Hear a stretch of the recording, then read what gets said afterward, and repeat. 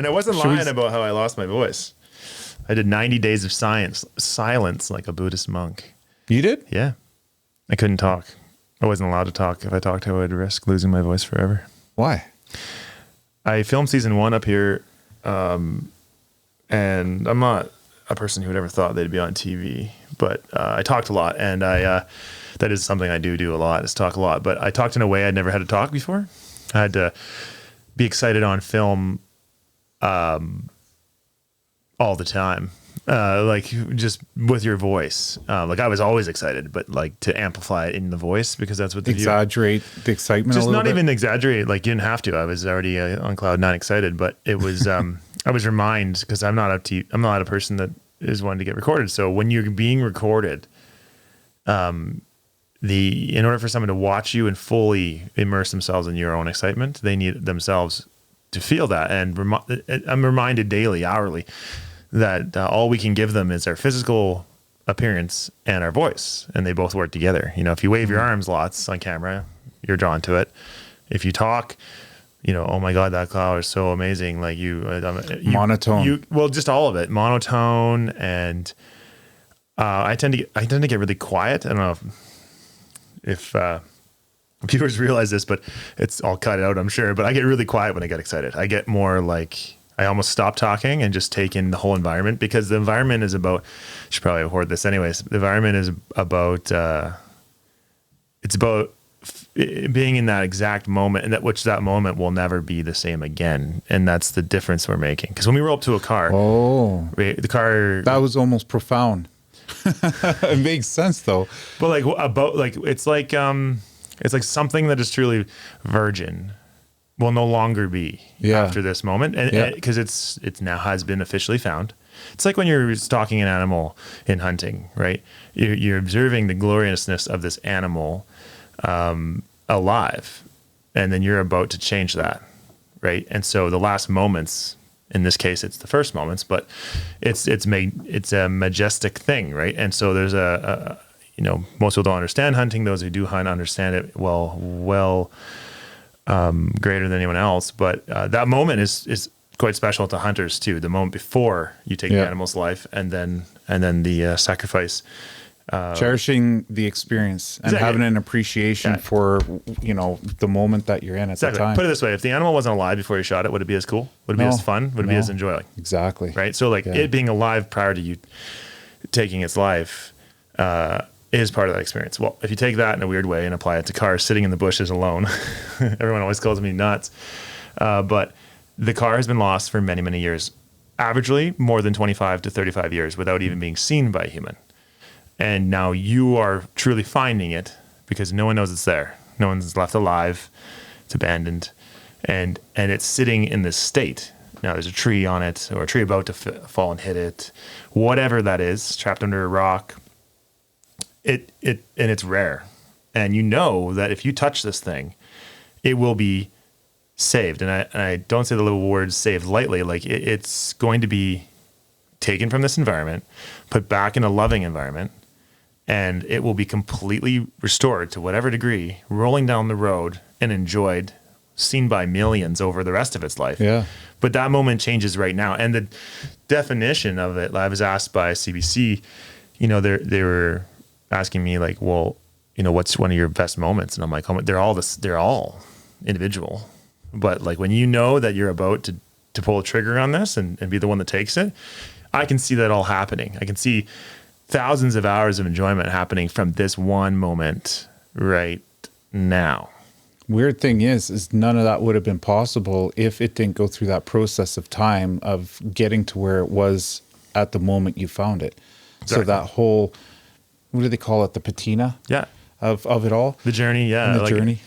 It's, and his point being is I when I get excited, I go inward and reflect on what I'm actually witnessing, and how lucky I am to be the one that's about to see this or open the door. And so I had to learn to show that emotion through my voice, and it changed my voice and stressed it out in a way that I damaged the vocal cords. And so I created basically like blew up my vocal cords and made them so vulnerable that if I continued to talk once they were injured, that they would be really quite destroyed forever and affect my voice irreversibly. It was that damaged. Yeah, I was destroyed. I couldn't even talk. I didn't have a voice. Well, how did that happen though, that you're stressing your voice out that much? Just the way you flex your voice. Can you sing? Okay, when I was singing to the highest note. Yeah. That's now your lowest note. And you got to go higher than that, and you got to sing more than you've ever sung in your life, right? Same thing, like when you're doing this new job of being filmed. Just the tension and excitement for a long period of time. Yeah, longer than you'd ever would. Like, it's different to be like excited right now. Oh my god, like this is like 30 seconds. But some of these capturing moments, they'll go on for like half an hour or more, right? And we'll go over every aspect because we're trying to capture it all for that viewer. So we want to make sure that. I can be excited for hours if someone wants to listen to it, right? But like, that's a pretty intense experience though, for it to have that kind of physical. Yeah. So it did. So I chose against the doctor's suggestion to go mute for a very long time. And, it was very interesting. Yeah. After I hit 30 days, it became a real, handicap.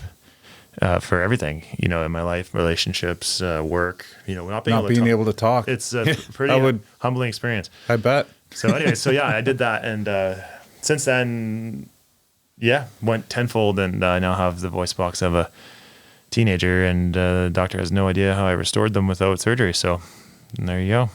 Was that what the doctor said was 30 days? No, the doctor said, limit your voice as absolute much as possible. The more you limit it, the faster you may get over this. And I kind of take that to So extreme. your vocal cords is an organ. Is it an organ? Is a vocal cords organ? I don't know. What is that? It's a part, anyways, anatomy. It heals very slowly. So they take it very seriously. So I took it really seriously, and I'm like, fine. The least amount of usage is none. Yeah. So I'm like, I'll be silent. She's like, well, I'll see you in 90 days. We'll reflect. And I was about to go film season 2. So I'm like, if I don't cure this, there is no season 2. Ooh. So I took it really seriously. So I went mute, and about 60 days in, I had the opportunity to get scoped, which is a little camera they send down and look at them. And it was like they were brand new. So anyway, I healed it homeopathically. Have you seen your own vocal cords? Yes. They show it. Yeah. They're pretty funny looking, aren't they? They are. It's like a little Yeah. flap that flutters in the air. Literally a fold. Yeah. It's wild how you can breathe, talk, eat, and it all goes through your vocal cords, and it doesn't get damaged. What most people don't realize is those vocal cords are flapping well over 150 times a second. Every second, that's what they move. So when you have any kind of lesion or any kind of imperfection on those cords, when you stress them, they're getting smacked 150 times a second. Wow. So you can see how talking for multiple seconds, minutes, hours is millions of like poking the badger. Right? Yeah. So does scar tissue build up on your vocal cords? And then when it does, scar tissue doesn't go away. So if you build too much up, then you can't flap them. They get too stiff and you have a smoker voice. Ah. So then eventually that smoker voice turns into no voice. And then nothing you can do. You can't transplant vocal cords, to the best of my knowledge. So. Well, yeah, I don't think you can, but I would imagine there's a way to be able to take some of that scar tissue off. But then that would probably cause more scar tissue, wouldn't it? Exactly. So all of it's a bad road to go down. So anyways, I learned. I really didn't expect to learn about vocal cords today. It's kind of off topic, awesome. But I'm glad that it healed. Is. I'm glad that it healed. And ultimately what I learned is just don't change your voice for nobody. Just express it how you always would. And then you won't have this problem. That was a pretty recent injury then. Yeah, it just got over it about 6 months ago. Wow. That's why I couldn't be on the show earlier, because I really didn't have a voice. So fair enough. Well, I'm glad you're here today. I don't know how to start this. Well, I might actually leave this in part of the episode, but we should start out with just kind of introducing you to everybody. I've got that little bit of an overview of who you are, so we might as well kind of dig into that a little bit and then fire away. Welcome to the studio. Thanks for having me. Yeah. No, this is awesome. I'm super glad that you were able to make it out here. I mean, Matt Sager. We didn't even introduce you. Nobody knows your name yet. Oh, well, Matt that's Sager. probably a good thing. With History Channel's TV show Lost Car Rescue.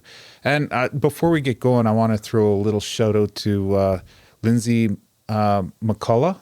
Did I pronounce her last name right? Lindsay McCullough. I think so. She's the publicist, isn't she? Yeah. For History Channel. So thanks for allowing this to take place. We've been talking about this for I don't know over a year now. It's been your second season, and the value of having you in the studio, of course, is obviously a lot better than over the phone. So this is kind of unique. To introduce you, Matt Sager from Vancouver Island is part of the History Channel's Lost Car Rescue and has a team of passionate car hunters on a mission to recover these rare vehicles hidden where no one else can find them. The team's car hunting style is unique or unlike any other. They travel by air and by land using classic equipment, including a 1948 Stetson airplane and also a 1948 Power Wagon tow truck. They spot clues from the sky. They follow leads to track down the owner and then buy in cash, then extract and recover by any means necessary. Each team member plays a crucial role. Jessica is the pilot, Steve the mechanic and auto body expert, Dave is the crane operator, and Lee. Oh, wait a minute. Did I mess that up? Shit, I got everybody backwards here, didn't I? Steve's the guy that runs the wrench. Dave's auto body. Lee's the crane. And Jess, she's the pilot. And I look out the window. Okay. Okay, so together they journey through the stories of remote places and people that have lived there for generations in impossible quest to find and rescue the lost cars. Matt Sager grew up in Mill Bay, BC, which is also on Vancouver Island, and has quite a history in the Peace region, which is where we are, which is an area that is his second home. And his experience in the oil and gas industry has allowed him to have a knowledge base of the area that's allowed him to be able to explore and rescue new and exciting experiences. So I butchered that a little bit there, but something to kind of go, I guess, in line with that is I've got a little bit of a trailer of the show if you want to watch that. Sure, let's watch it. Let's do it. If you want to find lost treasure, you need a team. We're back. Let's do this. The pilot. Could that be it? The fixer. I love it. The body man. Nothing's rusty on it. Crane op. I'm gonna boom it in. And the boss. I'm not leaving without this truck. You smell that? It smells like victory. Oh, look at that. This is sweet. We've done some pretty crazy things. This might be the craziest thing yet. It's go time. Lost Car Rescue. New season Wednesday, April 19th on the History Channel. Yeah. I haven't actually It's seen actually pretty that. good. I like it. So I guess, there's a lot here with the fact that we had mentioned that you're from this area and you have quite a history in the oil and gas industry. So how did that whole transition going from Vancouver Island to oil and gas industry to now you're searching for old vehicles to pretty much rescue? And I would imagine there's going to be a little bit of a restorational process there that goes along with it. But what's that all look like? How did that all kind of happen? Oh, I mean, it's a story. I'll try to shorten it. But my family and I had a bit of a landscape company in our small town and in Shawnigan Lake. And as much as we loved making topsoil, literally making dirt, which you guys have tons of beautiful dirt here in the Peace region, but on Vancouver Island, we live on a rock. So making dirt is actually quite common. So we can have medium to grow in. But I was making topsoil and we were just kind of over it. And so we went in kind of great riches. And my brother had done a stint up in northern Alberta in the oil and gas region. And he had reportedly told us that there was, it was a good time. So Fortunes to be made. That's right. It was the new, black gold rush. Pretty much, yeah. And so as a 19, 20-year-old, I was like, oh, this is great. I'm going to get to do this. And so we packed everything up and I ran up north and And I didn't even make it to Alberta. I ended up landing in Dawson Creek, and it's kind of funny because it's like a Klondiker, you know, like you're on your route to the Yeah, exactly. to Mile the- zero. Yeah, you're on a route to the gold rush, and then I'm just gonna stop here at Dawson Creek. And literally, I stopped in Dawson Creek because I got lost. I thought the way you get to Alberta was through Prince George and the Pine Pass, but there's actually more direct routes from Vancouver. Anyways, but I ended up in Dawson Creek, and I ended up getting a job pretty quick. And long story short, I got into the oil and gas, and it was an eye opener. I mean, I came from very much a West Coast. There's no oil and gas in southern BC. There's a lot of trees, a lot of fishing, a lot of that kind of stuff. But anyways, I came into the oil and gas, and a few years doing that, it was good. And my brothers and I were like, oh, we should start our own company. So we started a company and based out of Dawson Creek. What was that? What was the company? Sager Brothers Contracting. So my two brothers and I started a company out of Dawson Creek, and we had a few excavators, and we were the excavators on the rig site. Oh. So we were like a glorified forklift operator. Embarrassed to even call myself an excavator operator, but it takes a lot of skill. It does, absolutely. There's an army of excavators up here, for sure. Yeah.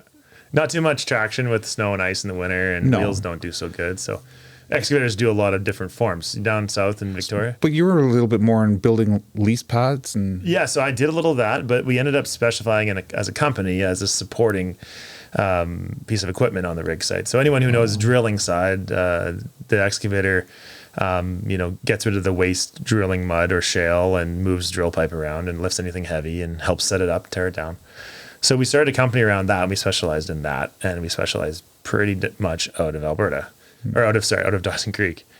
And and then we did that for a while, and then ended up getting purchased by our competition, or at least bought out. So we sold it to them, and in that time of having the company, we had purchased our first plane, and it was a Stinson 108, 1948. And I kept at the Dawson Creek Airport.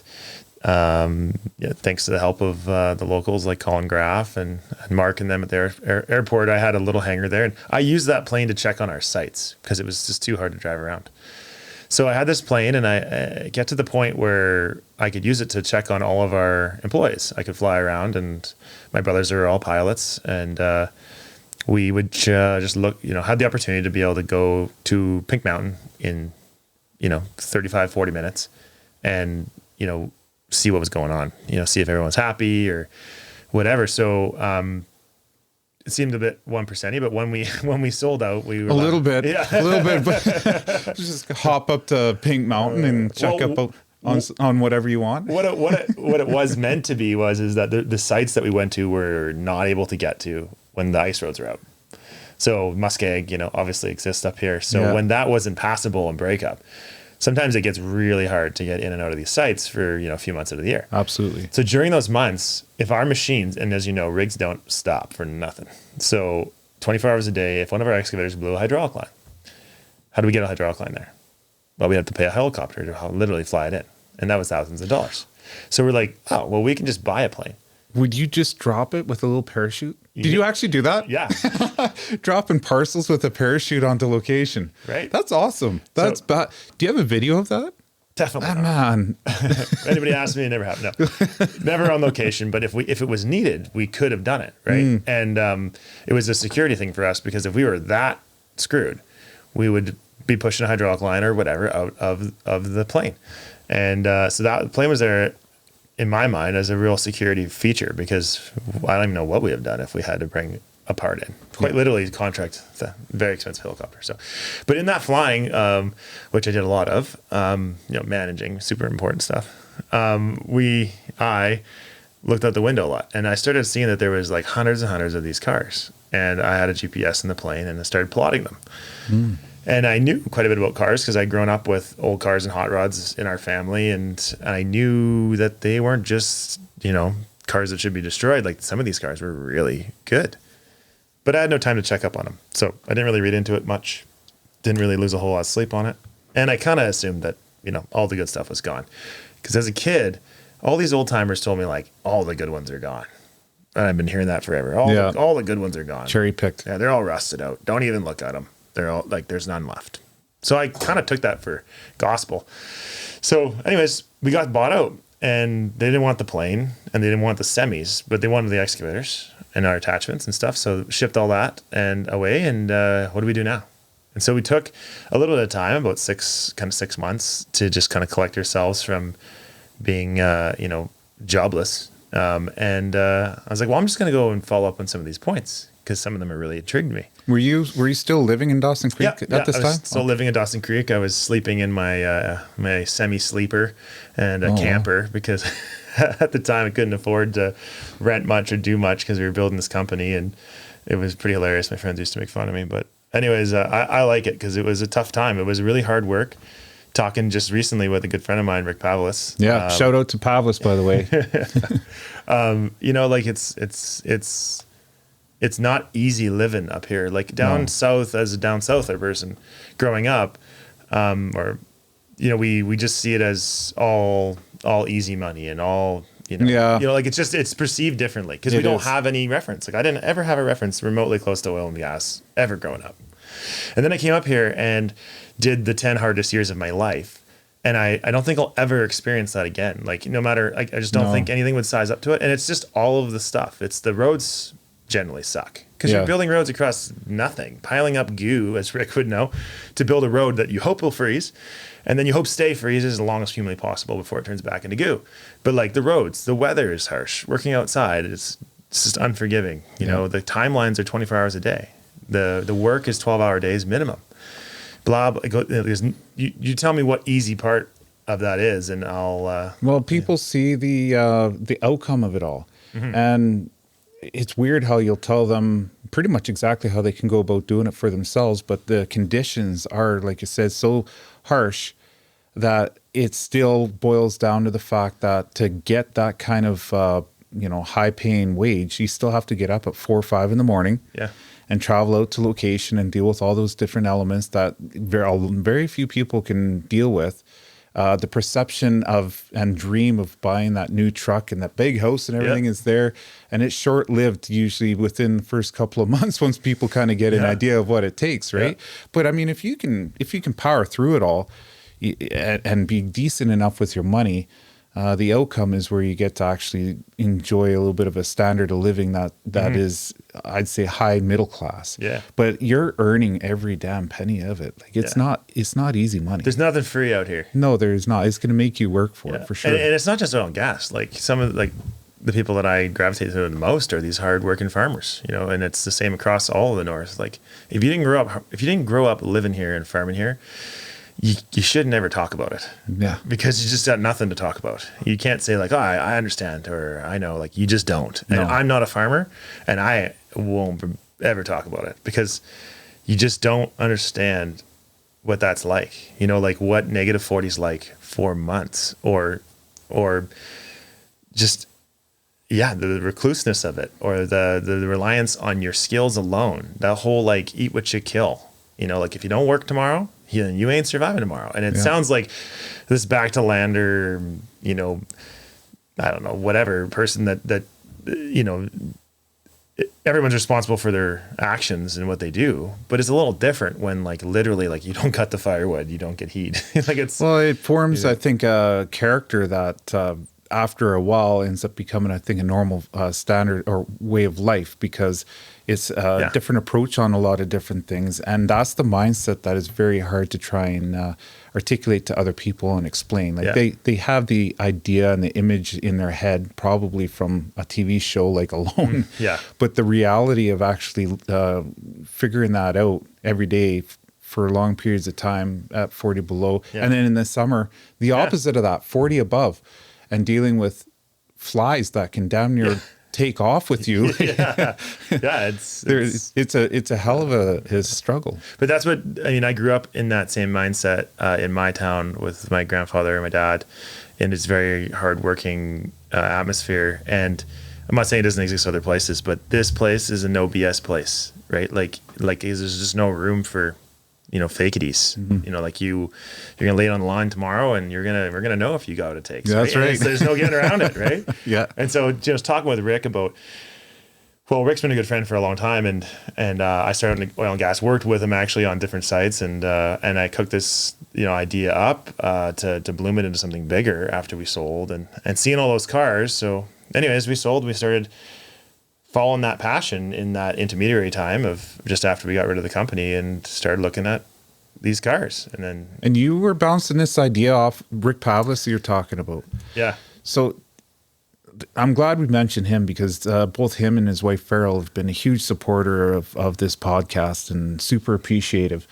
But that's also the connection on how we ended up meeting each other, because the History Channel show aired, and I was like, oh, this is kind of cool because it's actually a show that is showing this area. And I got right into it because I was like, I know that area, and there'd be shots of the plane. Yeah. Like there was one where you landed in an airfield, Yeah. and it was just somebody's field, and I knew where that was. Yeah. And I was like, man, that's unreal. There must be a way to be able to reach out and have you on Yeah. the podcast. Then I forget what episode it was, but it was that first season.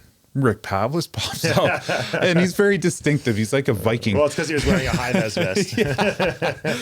Yeah, well, he showed up out of nowhere, and I'm like, look at Yeah. that, look, unreal. So I called him up and was able to chat and ended up making the connection.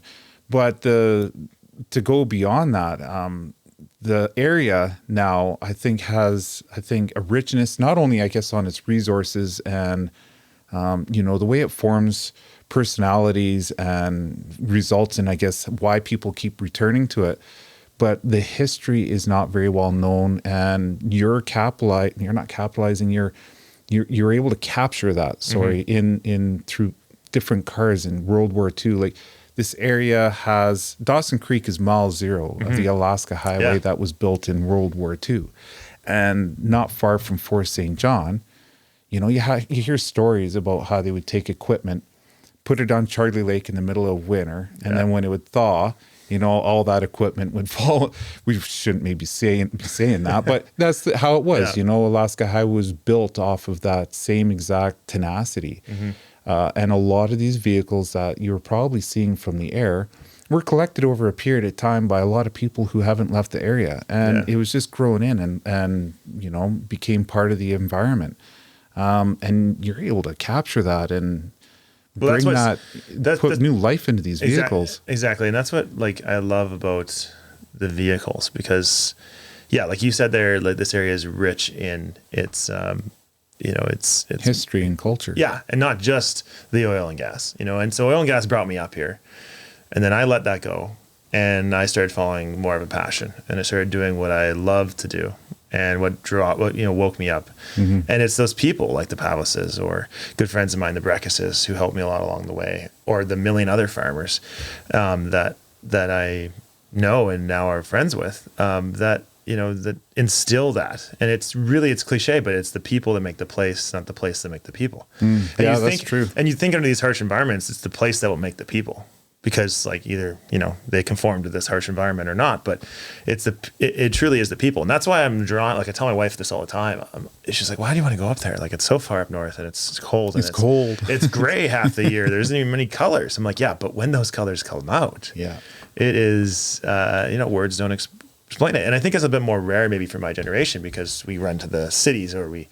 But I'm running the other way. That's kind of how I've always been. People run that way, I'll run against them almost every time. And it's so ingrained. It's like this place is like a time capsule, but for the better. The world's gotten a big rush, and they forgot all about how we got here and what we did, what was important, who helped along the way. We're just looking at it right now, everything's just right now. And I think it's a pretty short-sighted thing because, like it or not, that stuff all still happened. And you can't take it back. Yeah. People came here, pioneers came here, they settled all over, people from all over the world, every type of walk of life came here. And now they're still here. All their kids are still here. And they're still proud about how they came here. And it's in all of those objects, and it's no pun intended, but these vehicles are the vehicle that drives us through that history. And when you see them, they are the figurative symbol of of who knows, like when I see a car for the first time by air, I wonder like, well, what's this going to be? Like I don't wonder how much I'm going to buy it for, or what is it, millions. I could care less about that stuff. The story behind the vehicle itself is what do not triggers care whatsoever about the money portion of a car. I never have, never will. And it's probably to a fault, because sometimes the bank account gets really low and I should probably sell more, or I should find more and charge more, whatever it is that someone's problem is. But forget what you know about business and money. Yeah. This is about, it really is like a quest to revive and uncover that lost history. And that history sometimes is on a micro level. Like what's wrong with just one story?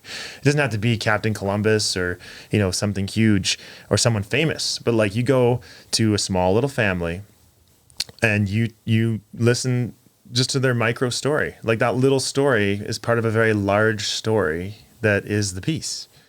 And those stories are valid and are important. And farms that are farmed for 100 years or close to or more are these, it's enrooted right to the beginning, and that's what I love about it, because the people didn't shake it. They didn't forget it. They didn't leave it behind. Where I'm from, it's so chopped up that it's hard to see, who's from where or what significance. When you see a farm, I can tell right away that farm's 100 years old. Not that 100 years matters. 50 years is great too.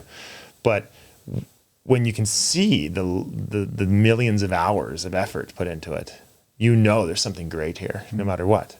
And I just get so excited to figure out what that is. How do you preserve that story? And I think the essence of what that vehicle is supposed to portray during the rescue, and even, I guess, to follow that into maybe a restorational project. How do you approach that in a way where that's what you're trying to protect, is the essence of that vehicle and the backstory, I guess, of it?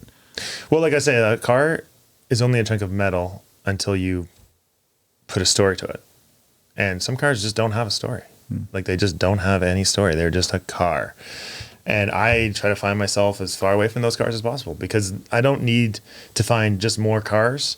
Like I said, it's probably bad business not to find as many of the rarest cars in the world and sell them for 6 figures. But I collect stories, and then I package those stories, and I try to repurpose them to the people who will preserve those stories, and not only build the car and save it at the forefront, but also preserve that story, that history.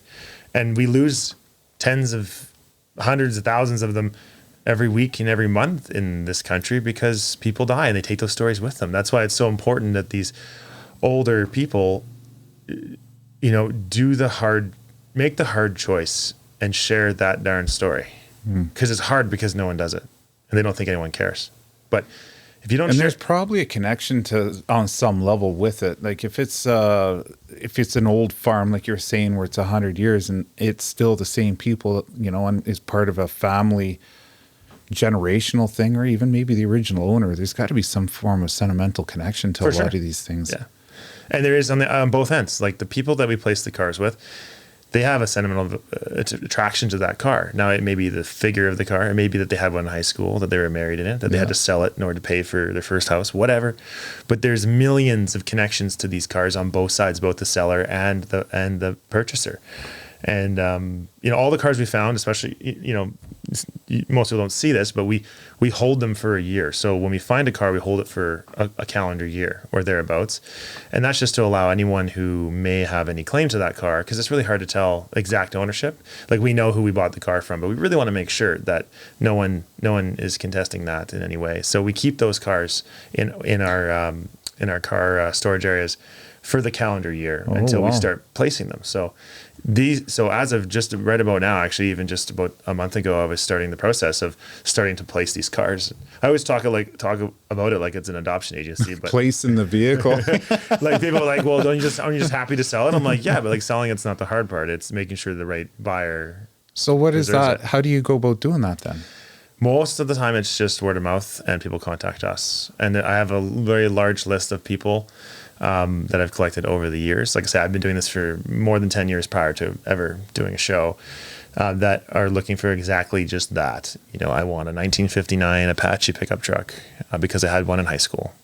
Okay, yeah, on the list you go. You're with 19 other people that want a 59 Wow. Apache, and then it's just finding the right fit for the right build, and So you don't restore any of these vehicles. You're just rescuing them or getting them out of wherever you end up finding these vehicles, and then storing them for a year, and then from that point, you're just placing it out, but you're not actually changing that vehicle from how you originally found it. not always. So we do, my brothers and I. So my older brother, who you don't see on the show, Mike, is a super skilled car builder. He would build 3 a year if he could free up the time. My younger brother, Steve, as you know on the show, he's really great with a wrench, and he builds a lot of stuff himself. So between the three of us, I predominantly only hunt. That's where my passion is. I like hunting. I would build, and I have built lots, but there's just not enough time in the day to do that. So if I could choose anything to do, it would be hunt more down. And my brothers love building. So my older brother's always building one or two, and he picks ones he likes that we find, some from the show, some not, and builds them. But 99% of them are repurposed place to, mother-daughter groups that want to build, father-son, high school, a hot rod builder, just someone with a lot of money that wants to have a fast car, whatever that is. And we place them with the best person we can that wants to preserve that story. And we follow it all the way through. And we... Really? With every vehicle, you follow it through? Yeah. So man, there's a hell of a commitment for each vehicle that you find. Yeah. Eh? Well, I mean, like it's not like we follow it through because we only, like, everyone that we deal with, we become part of our story and we become their friends. Right. So it's a community in the car world. It's not even that we have to hunt them down and make them give us pictures of their build. They're wanting to tell us. Like just last week, share that experience. Yeah, just last week I went to 3 different guys that there's a guy last week who has a 37 Ford Coupe in an IMO BC, and he just could not find a grill. Now in this case, I didn't find him in the car, but he didn't have a grill, and so I found a 37 Ford grill. It was just chilling in a barn, much like the grill on the show that Dave found actually, and it connected. Well, that whole car, like that grill, completed it, and it's in bare metal and. Anyways, that one one grill made that whole build for him, right? And he didn't want to buy some aftermarket thing punched out by millions. He wanted a real Ford grill. The original. Yeah, the original grill, which is important to a lot of people, right? Yeah, so it is. But that one little grill had a killer story, right? and it's almost as big as the whole car has a story. And so what are you going to tell? Like when you walk by a car at a car show, I think society is so used to expendable, consumerism stuff that it's not special unless you can separate yourself from that envelope, right? And when you have a story about these cars, you're proud of the fact that it, I can name like many, like well over 100 cars that came from the Peace area that I had a part in that had these crazy stories that people now are sharing, right? So it's kind of, the Peace has a lot of history and it has a lot of old history and because it's old, these cars are part of it, and it's being spread around the world by all of us car hunters that, It's definitely just as important as the future story that these vehicles have is what it was with the vehicle that, the story that it had up until the point you found it. Mm-hmm. Well, they're basically written off at this point. They're truly lost, forgotten. Some people know they have them, obviously, but they're not on the road. They're done. Like their driving career is over, right? And then after we find the next person for them, without sounding too biblical, like they're reborn. It starts again. So that was like their past life, and then this is their next life. And so I got a picture here that's going to actually speak to just what you're talking about. Yeah, because and I found this just as soon as I seen it, I thought of you. I was like, oh man, this is Matt Sager. I got to bring this up on the podcast because that's exactly what you're talking about. I mean, look at how long it's been sitting there for with a tree growing right through it. And then the story that it's not drivable, the story up to that point. And then how would you go about actually pulling this out of the middle of nowhere is just, I'm sure, a feat on its own. It happens all the time. I mean, pulling trees out of the middle of vehicles is like 50% of the time, but it's neat because it postage stamps that vehicle. It's not to be disputed. That's a 50-year-old tree there.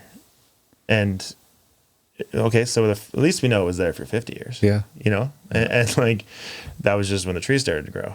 You know, that's when someone decided to take the hood off of it and the tree had some light. You know, like it's That's true. You Yeah, know, exactly. like, and so it's it's irrefutable that this, yeah, like can you imagine something sitting in the same spot for 50 plus years? And 50 is a baby of a year. You know, like it's not even that old, 50 nowadays. I mean, we're Not really. No. 50 years is, the older you get, it seems like the number actually Yeah. seems to be a lot smaller, doesn't it? goalposts move, you know, that's the thing with age, right? But we're dealing with some cars that are like 1928, 1920, not like 1920s in general, Model Ts in the 19s, literally the teens, over 100 years old, 100 years, right? And that's an unfathomable number to a lot of people. But if you just take the cars that seem to, you know, really speak to a lot of the, you know, baby boomer generation, like say 1955 Chevy, there's, you know, it's still not uncommon to find a 55 Chevy that's been sitting somewhere since 1965. Well, 1965 is, in my mind, not that long ago. No, it's not. But Yeah. it still is, quite a few years ago when you think about sitting in the same spot, right? So, Yeah. so anyways, it's hard to get people, I guess, on the level of what goes through my mind, because it's not a job at all. It's not just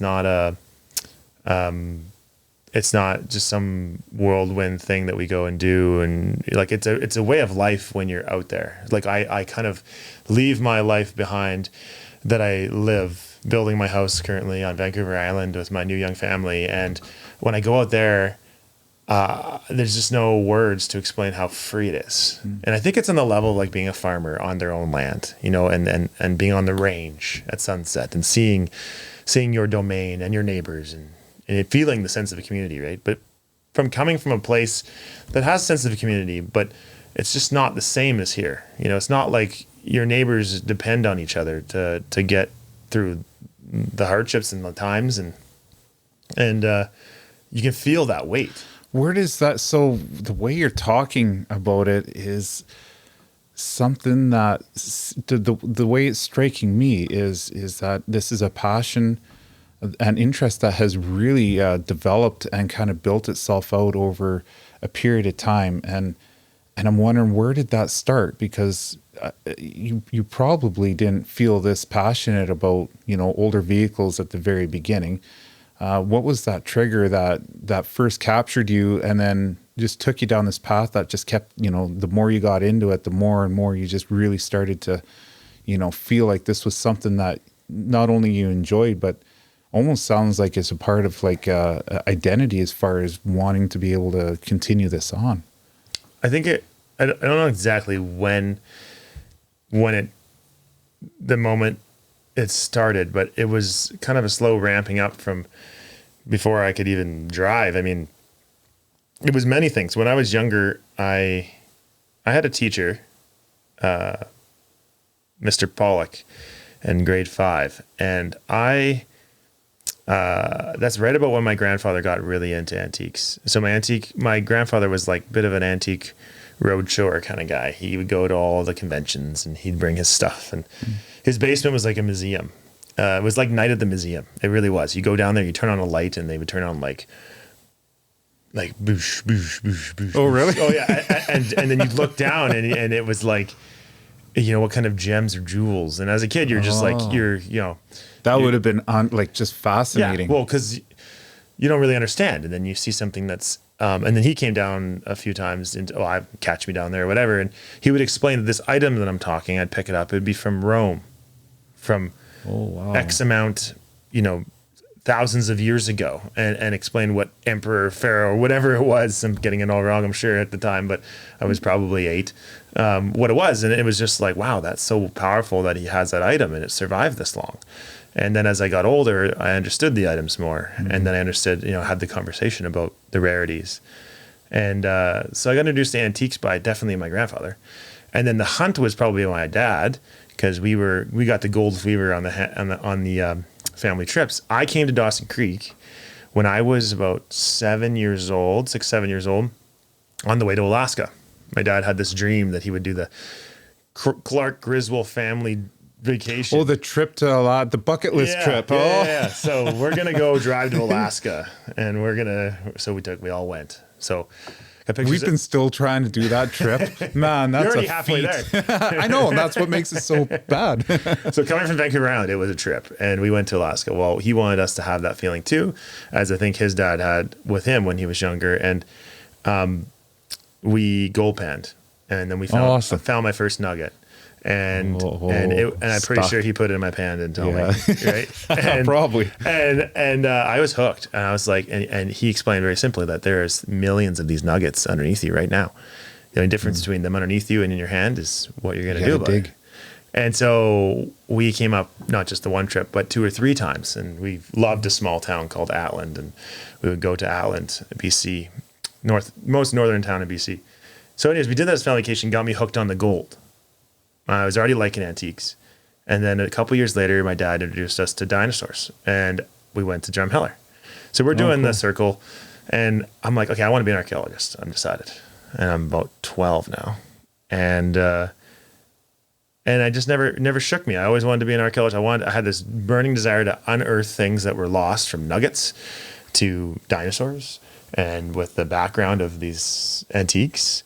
And it just was always in the background. And got my first car when I was 16, 1972 Nova SS. Ooh, nice. That's a classic muscle car. Yeah, and it needed a full resto. So I worked all summer for 3 summers, and I learnt with all the old timers in the town. So I got 5 different old timers who knew how to build cars to do it properly, and didn't let me cut any corners or use any Bondo. But I learned how to weld. I learned how to do body work. I learned how to build an engine and transmission. I learned it all. Built this whole car, painted it candy apple red. It was just a head turner. It was so pretty and perfect, right? And I ended up actually trading that car. Years later, the circle was completed when I wanted to get engaged. So I always wanted to build my own wedding ring. So I traveled back up to Atland. I mined the gold by hand. Wow. Smelted it over the fire into the ring. Went and got the rough diamond. Cut the diamond, set the diamond. And in the process of getting the diamond, I ended up trading my Nova for the rough diamond. Whoa. And so I always knew I wanted my kids one day, and my wife at the time, to realize that I was the weight of the situation of getting married, not taking it lightly. Realizing that you're giving something up that's really important to you for something that undeniably you want way more. And being married to this particular girl, now woman, obviously, we were kids when we first met, but was more important than any car that I had. So I traded that car for the diamond and never looked back. But it all played into that whole adventure. So I've, the cars are meeting the gold, and it just kind of really clicked. Where I was like, well, why fight it? Let's just do what you want to do, which is the sentimental value on putting something on, I think, an object that gives it, I think, a lot more meaning than just the object itself. Is something that your grandpa obviously started and you carried through and wanted to instill in your kids, that overlapped into even your marriage. Like, that's a pretty wild story so that wedding ring now has, I think, that whole historical meaning to it. But it's better than the lesson that was learned, that I obviously picked up on so subconsciously somehow and stored away for years until it boiled back up inside of me. It's more than an archaeologist that's just finding dinosaurs that are done, truly done. Think about it. It's powerful, because think about it. Put yourselves in my shoes. All right, you're in the plane. You're with Jess. She's doing an awesome job of getting you circling over these cars, and we don't know where we're going. Like, there is one thing for certain: we're pretty clueless when it comes to why that way. We think we know. We research car dealerships, towns that we're vamping and with these particular cars we like, but we don't actually know for sure. That's what we're hunting. It's like, we don't know if we're going to find the big game, but you can choose. And if Jess was here, she would 100% probably agree that it's just like this this godly creature. Like literally, you're sitting in the plane, you're taking off, and you're like, which way are we going? And I'll be like pausing, and I'll be like, that way. And we'll spend the next 8 hours hunting that way at 140 miles an hour. We'll find over 350 cars probably in a 3 or 4 hour period of time until the plane runs out of fuel. But we chose that way, and nothing pulled us that way, but just our dumb luck. The adventure is what gives the story the value. For sure. But think about it though. By choosing that way, every car that we find and every car we choose to rescue or extract, we're meeting a new friend. We're bringing that car back into circulation. The car will be saved because we don't touch cars that don't get saved. So, because some cars are too far gone, we have the judgment call. We have to take this one and not that one. You're literally triaging. I can take that one, but that one is too far gone. I'll categorize the parts on it so someone else can use it, but I will save this one because I know we can save this one. I know someone can bring this one back to life. Wow. And I'm not always right, but you, because we chose that way, we ended up with these 5 cars. These 5 cars will go to 5 families or 5 people, and they will be the conversation of hundreds of conversations that they will have, occupying many, many, many hours of their life, maybe even breaking up a marriage or 2, whatever. But the power in that, knowing, and because it's a definitive thing that if we find a car, it will be placed, it will be built, it will be driven, it will win awards possibly one day, it will be sold for lots of money. The stories will be hailed from car show to car show, and it'll bring enjoyment to everyone it touches, because what car doesn't bring enjoyment when you stare at a beautiful piece of a classic vehicle? And so this butterfly effect is in the fingertips of every decision every morning we wake up, and it's just addicting. So when you're pausing, you're actually cherishing that moment and reflecting what you just described. It's not trying to go with a certain feeling as to one direction or another. You're just saying, okay, at this moment, whatever happens going in this particular direction is all going to backtrack to a focal point in time right now. And that's what you're actually... Yeah. You know when your parents say that like there's 4 or 5 times in your life that you could sum up that sets you in a motion, a direction that affected everything else? Yeah. We have one of those every morning. And we know it. Because we know what we find. We average over 100 cars an hour from the air, of which we'll likely go check up on 2 or 3. And of those 2 or 3, maybe every 10 that we check up on, we'll probably decide to save. And so, if we produce 2 or 3 cars a day, we're doing good. Does that whole process now actually carry on into where you've slowed things down and tried to, the terms slow down and smell the roses, but I mean, in a lot of sense, that's actually got a lot of meaning. It sounds like with not just that one moment that you described where you might kind of go in one direction or the other, but that whole process of from that moment up until finding, rescuing each vehicle, there's got to be little periods of time where you must kind of sit there and actually cherish and kind of recognize the certain moments. And that's part of what's got you kind of continuing on with that addiction. Is it an addiction? 100%. The passion. Yeah. I don't want to say addiction. That's a really bad way of it is saying very much addictive to go after that passion. But I think it's what it is people have asked me this many times, like what's in it for you if not the money? And I'm like, well, it's those moments. It's the moments. But like, I think to define those moments, that is literally the definition of living the dream, because it was a dream. And then now you know that dream can completely come true. You just have to literally begin the day. And if you can get that honest with yourself enough times, it starts to become like a will. And it sounds like crazy, we're finding cars, like we're not, but at the same time, if you start looking at life like that, everything becomes almost like, I don't know, more clear about what's important and why, and just going through life versus living through life. And if these cars is crazy, but you ask old Dave who works with us, and they give you almost as much as we give them, like it's different outlook or perspective on things. Yeah. If you're willing to look and see it that way. right? And if you're willing to take the time and not be in a rush, if you're willing to value your time less than you value the time of the people you're about to meet, the door's open, because people don't take offense to the fact that you're young and that you're running around and that you're doing all these things. You're actually going to listen to them, and you're actually going to absorb that history, and you're going to respect that history. Yeah, the respect. Right? And you're going to let them tell their story, because it's not yours. And no matter how many cars we purchase or where they end up, it'll never be my story. I'll be a part of its story From that moment on. exactly. And so it's not so much the cars.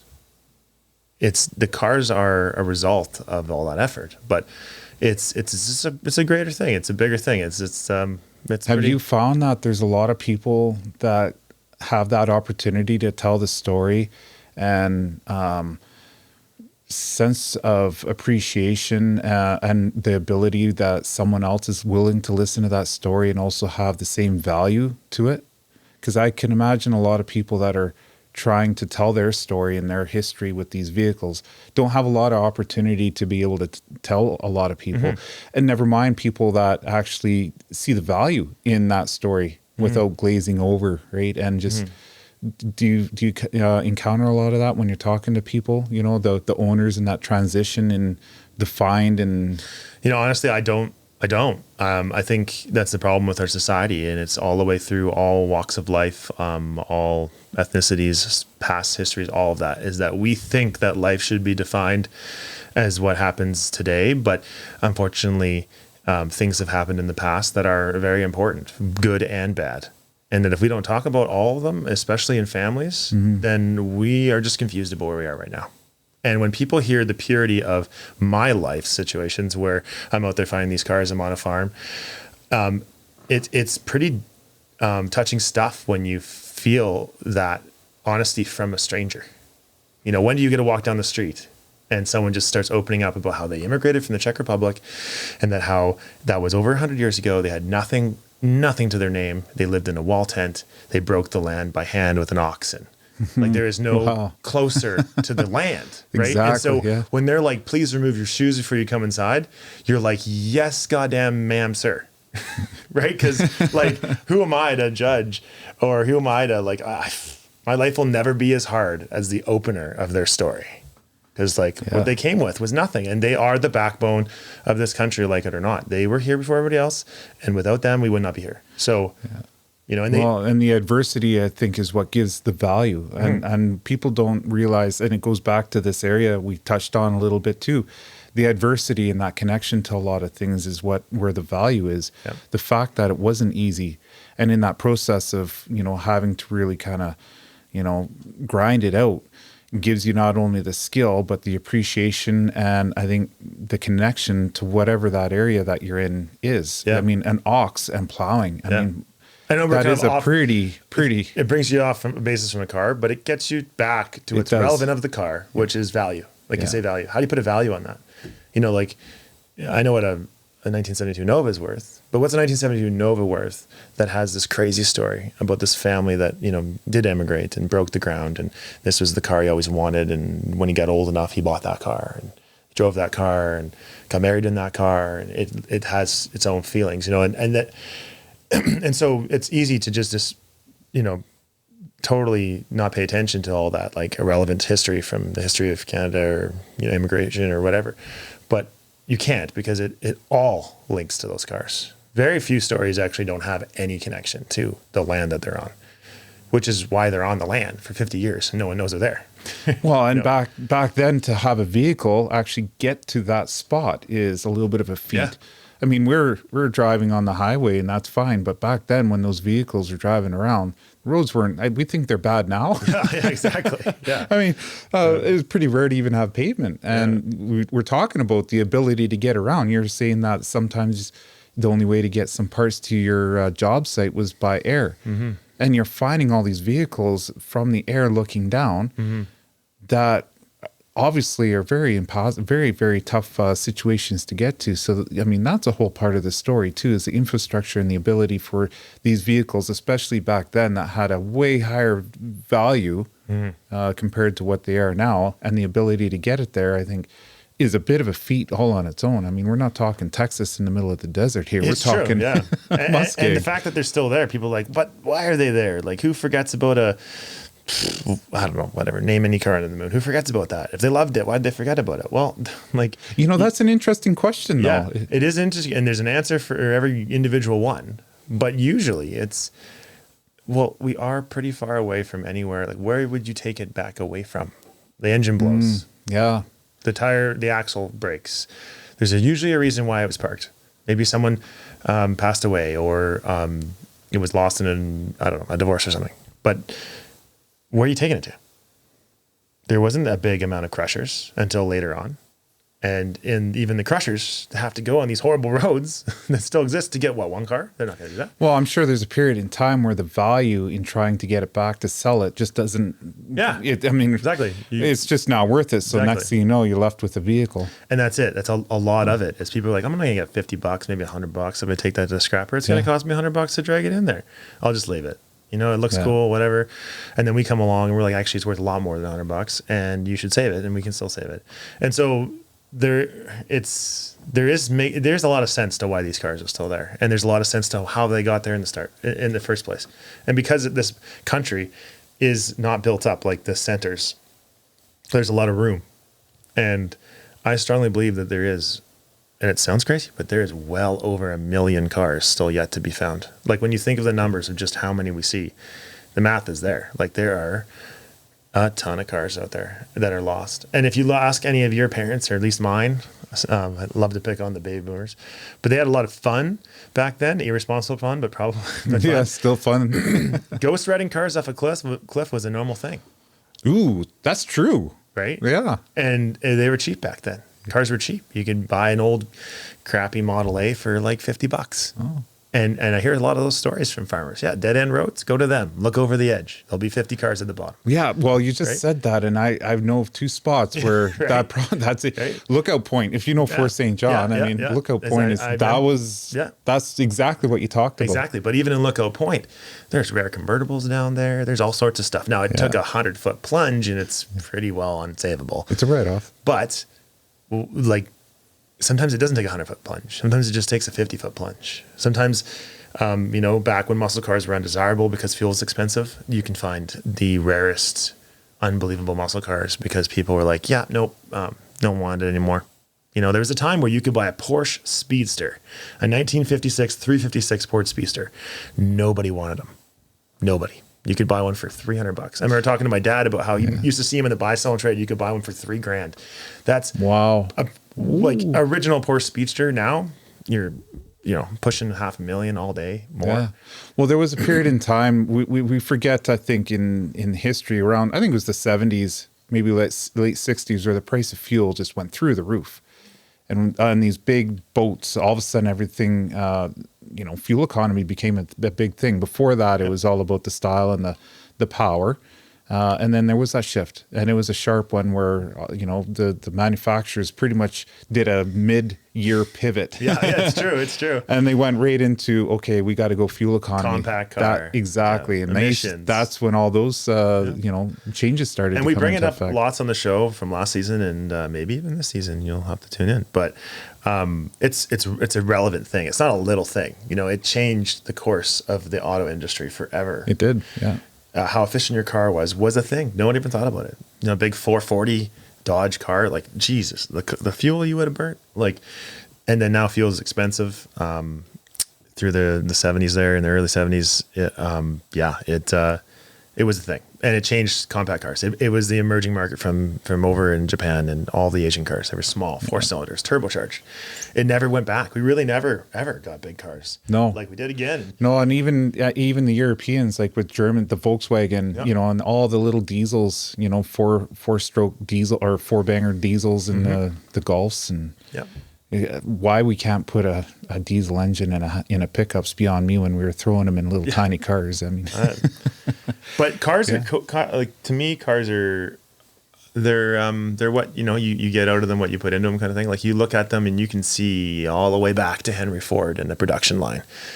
But cars are threaded in everything, and especially up here in the Peace, right? Because without cars, we couldn't begin to sprawl.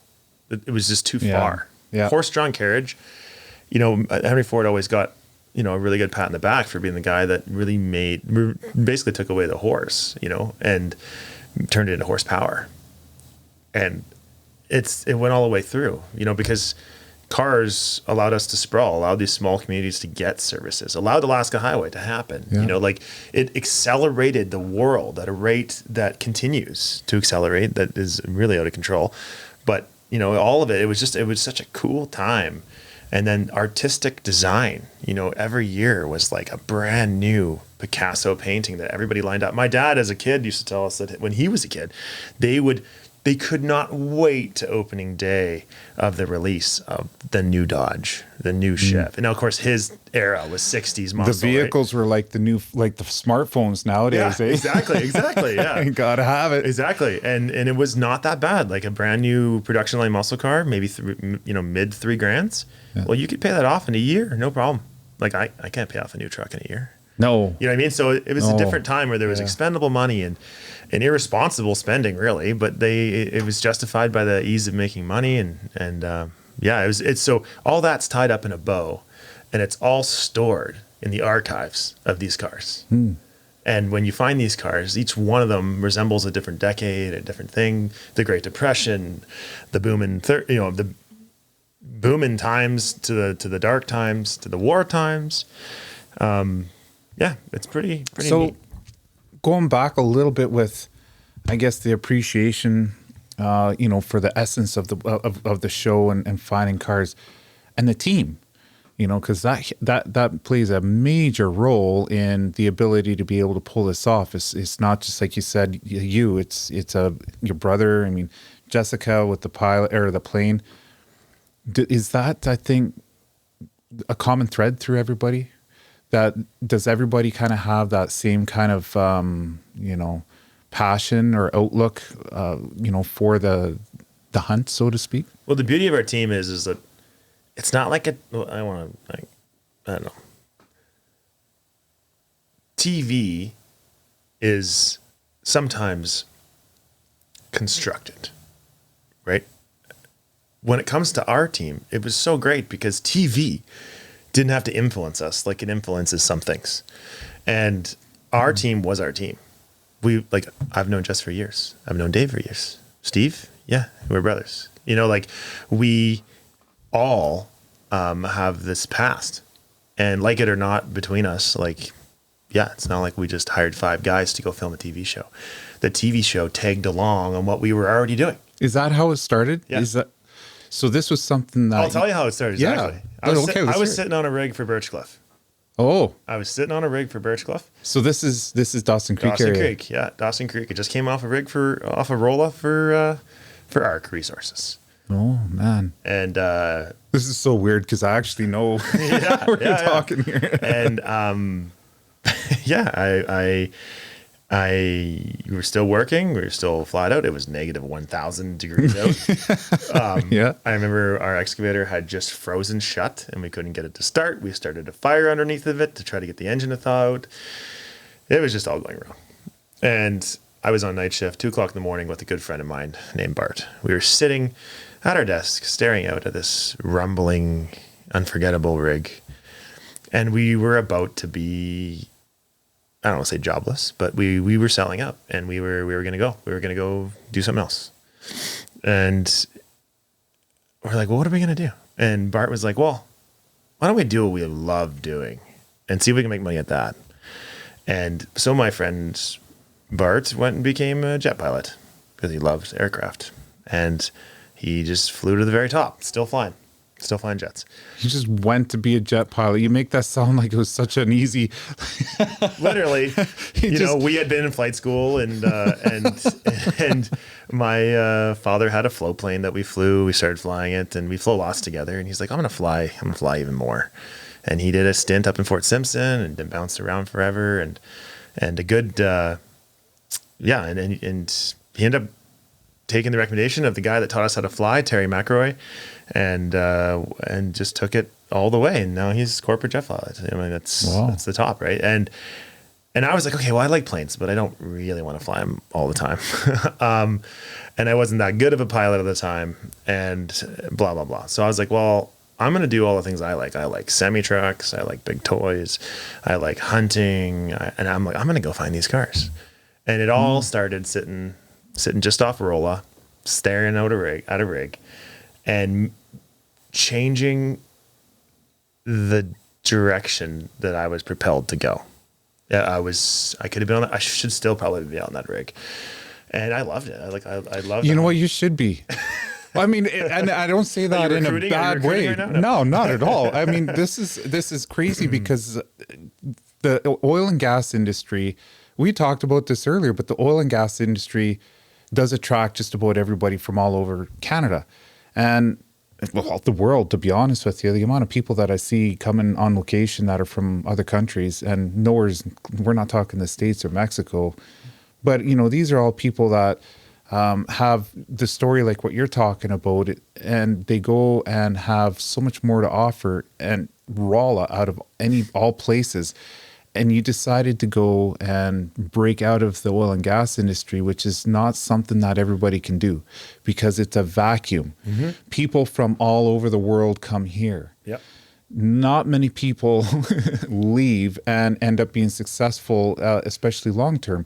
A lot of people leave, but I'd say, I don't want to say it's 100% return percentage, but it's a good, I mean, 90%, like a large majority of people come back for that reason. Mm-hmm. This area does attract a lot of people because of opportunity, but the ability that you had to be able to follow a passion and you know, you should be sitting on a rig, because a lot of people that do try and break free mm-hmm. don't end up actually being, you know, there's no longevity in it. You got families, you got commitments, mm-hmm. very difficult. I was lucky. I mean, I was at a point in my life where I didn't have that family. I could make these crazy, you know, spur of the minute decisions. I could take risks. I could do all that. And I had a lot of support. And my wife, I mean, at the time, girlfriend, was just like, you know what? I know you. If you don't do this, you are going to be twitching. Miserable. Right? And I'm like, okay, I'm doing it. And I just dove right in and you know, well, here we are. But so when you say you just dove in, what you went and you bought a tow truck, like what did you do there?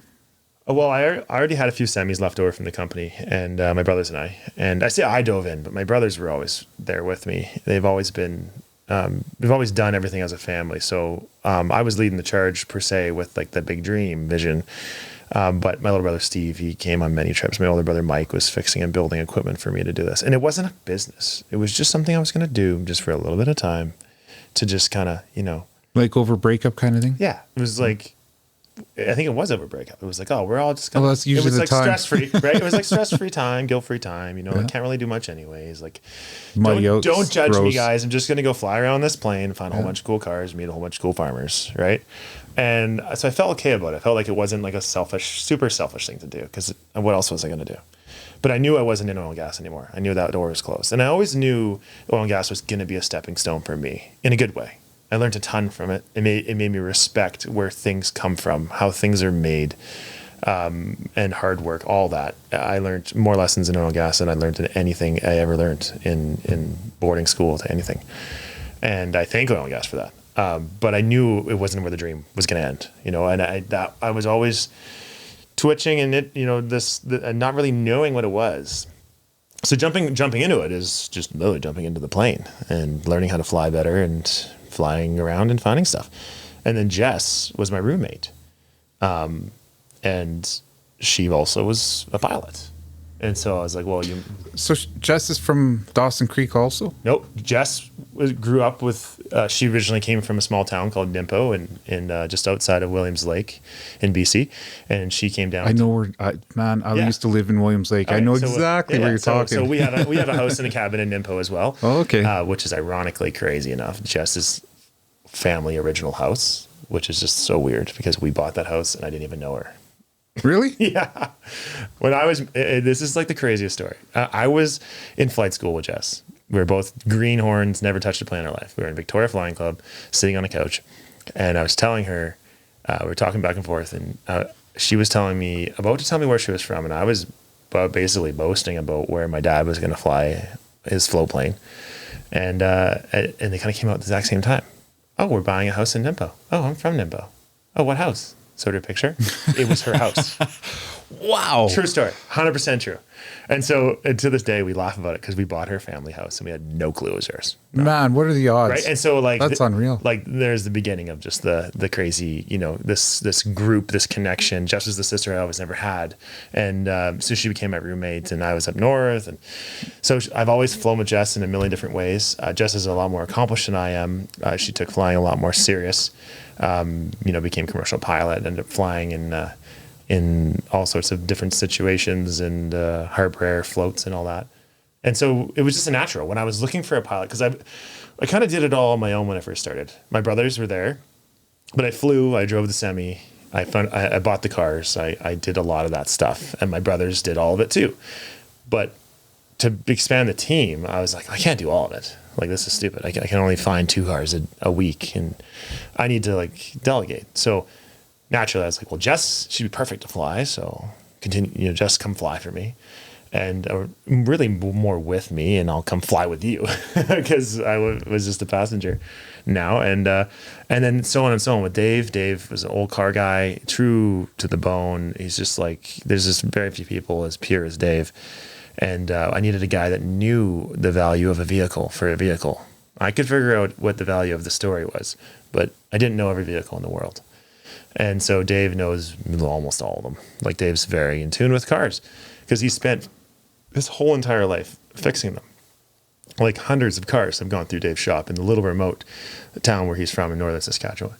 And so perfect team, like super broad. I didn't want just all young people that were out of tune with what the older people liked, or, and we all have our strengths. Like, how did you pitch that though, where everybody was able to kind of start, working together as a team, with, how it is right now, everybody's schedule and commitments are just overwhelming and crushing. It just so worked. How did it just worked? Everyone just bought into it. I was in a transitional period. My brothers were in transitional period. So we were like in limbo, picking a new future, a new direction to go. And just as between jobs, pilots are always often between jobs, spring and summer, different areas, right? It's just, they always get a job, but they're, they do this project and they switch to this one. So that wasn't natural. Dave was retired. He just signed me up. He couldn't get in the truck fast enough. Right. And then Lee was a bit of like fell from the sky, literally. And I've always run a crane since I was little, but it's a skill that you have to keep doing to be good at. You can't just stop and go, and like, it's really hard to just come and go from running cranes. And anyways, I needed a new crane. I needed a new HIAB because it's the only way to get these things that don't roll on a semi, right? Yeah. And so I answered a Kijiji ad. This guy put an ad for an old crane. I didn't have a lot of money because I used the money from finding these cars to kind of fund that. And so I needed something cheap, something safe. And I answered this ad. I took a screenshot of it on my phone, and then he took the ad down. Oh. And I looked at him, it must have sold. A month later, I'm going through my phone and I'm like, I wonder if that ever sold. And I took that screenshot. So I phoned that phone number and this guy answers. He's like, yeah, I kind of regretted it because I got a million phone calls and I didn't want people, typical stuff for listing something. I'm like, well, I'm actually going to be in Vancouver. Can I come take a look?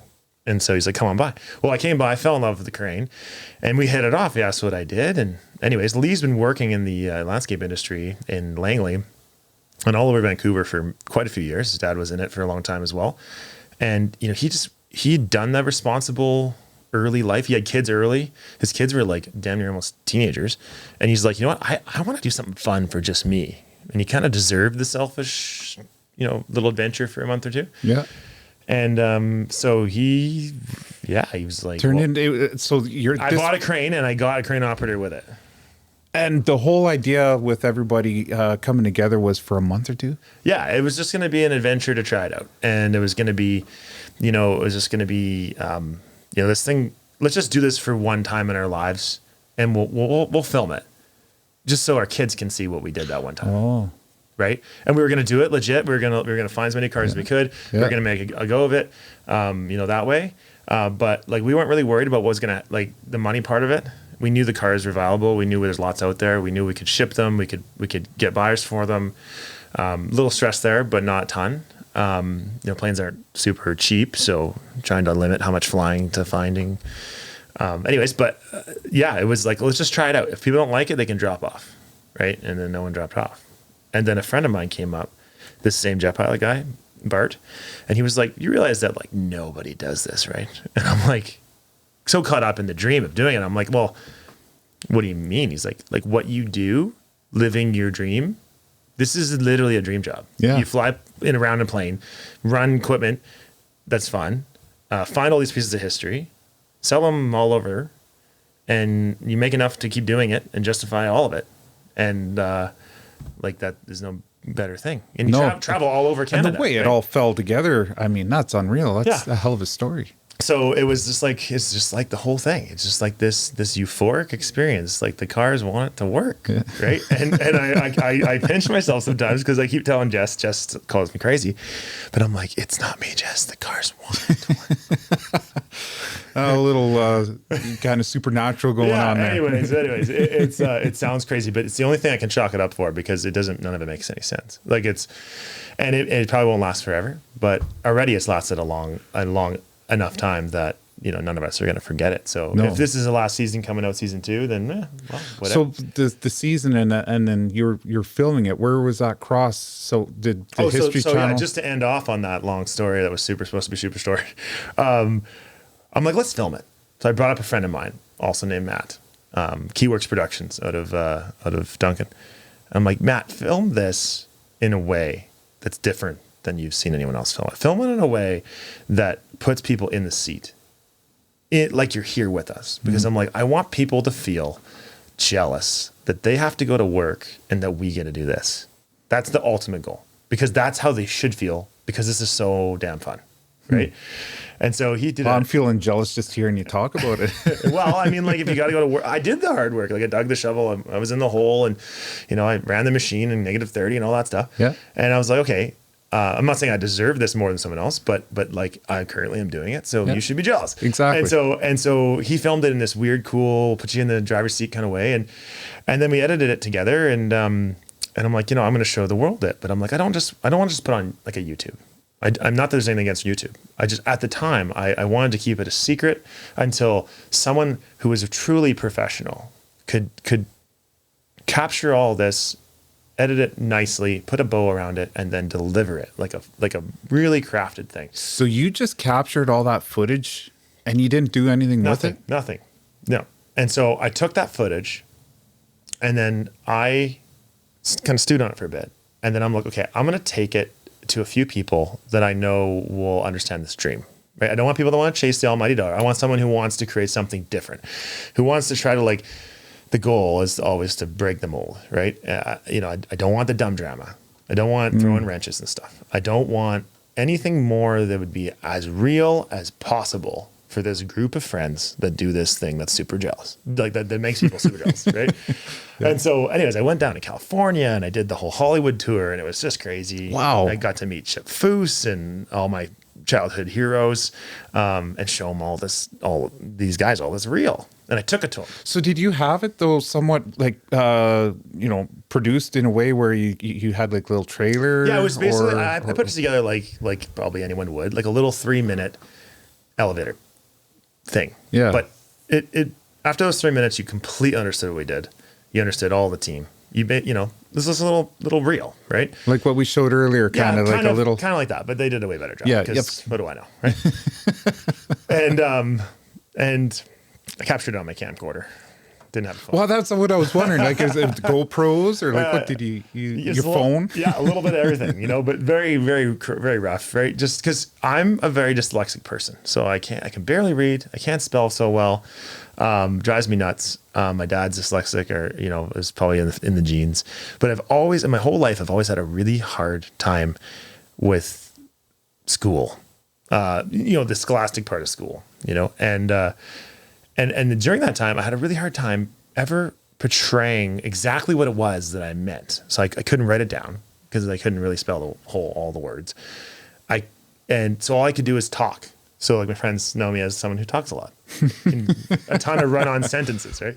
But even then, so losing your voice must have just killed you. Yeah, that's right. Yeah, it was. It made me twitch.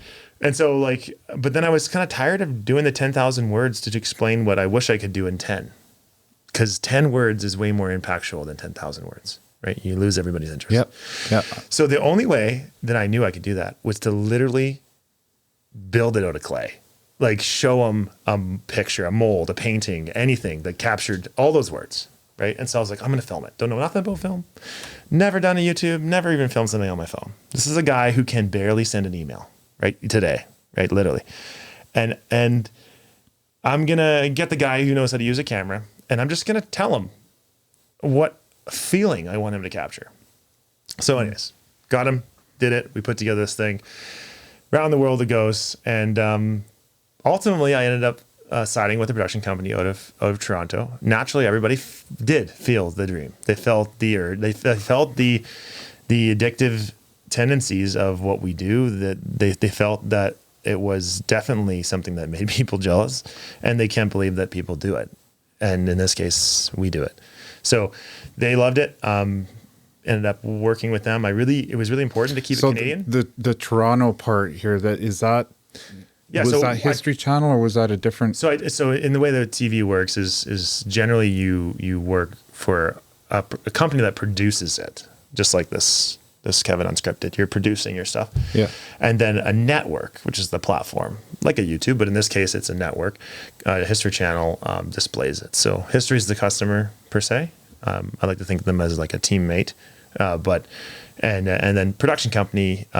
Proper Television, Boat Rocker Media. That is who that basically I sided with someone who truly understood the importance of that purity that I wanted. I wanted it to look and be as real as it was in real life. I didn't want there to be that TV twist to it.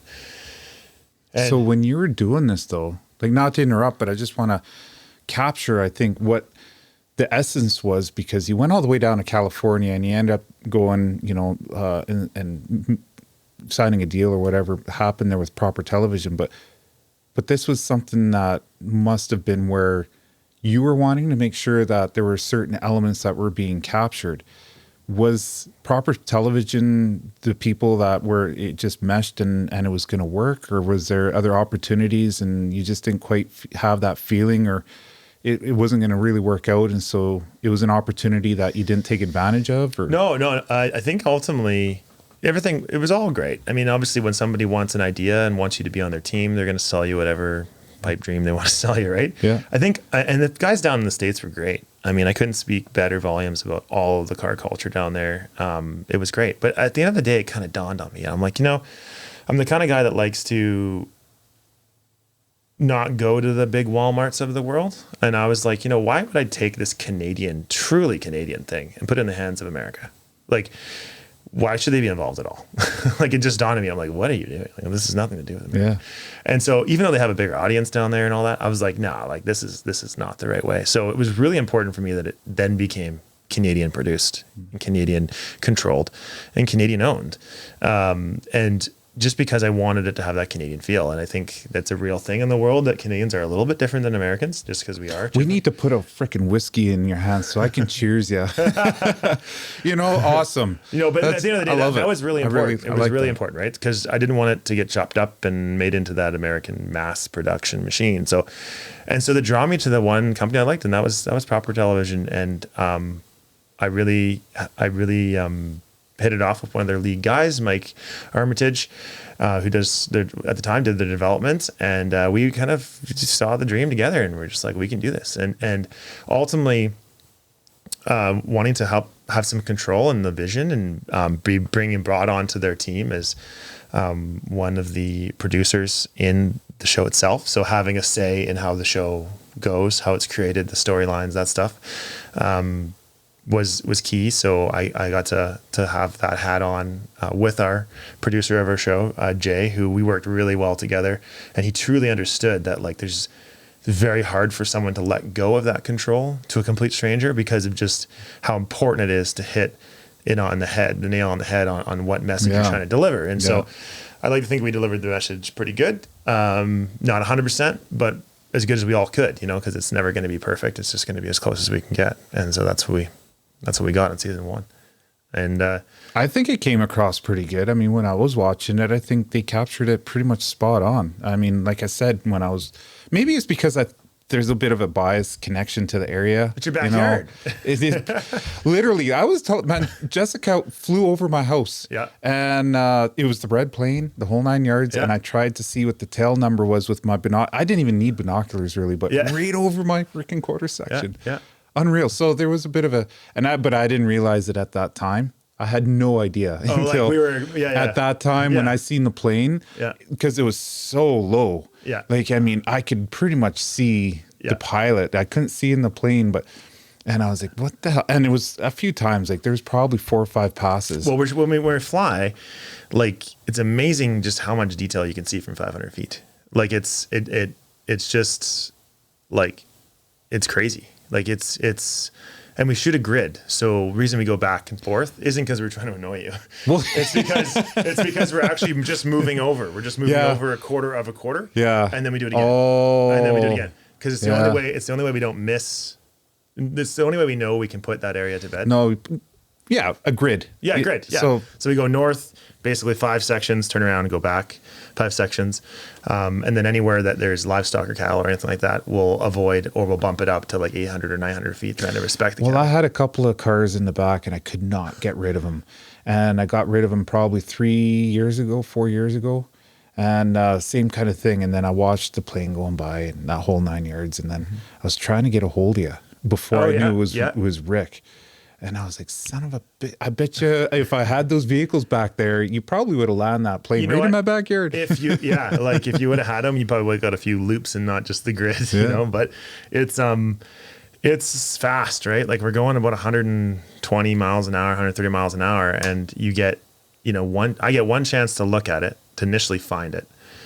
Then and I got about maybe 4 to 5 seconds to identify it, its condition, its color, which is weirdly actually plays into a lot to what model it may be, and make, model. Is it worth turning the plane around and looking one more time?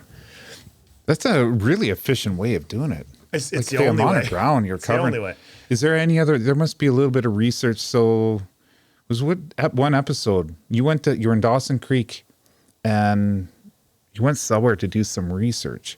So there must be a little bit of groundwork and a little bit of area, research that you do to kind of give you a little bit of an idea of one area over another. I think in Dawson Creek we did the research at the Roadhouse restaurant. Oh, was it the we went to the Roadhouse because we were hungry and we wanted to research. So we were looking over our maps and stuff at the Roadhouse, but definitely a favorite restaurant when I was up here.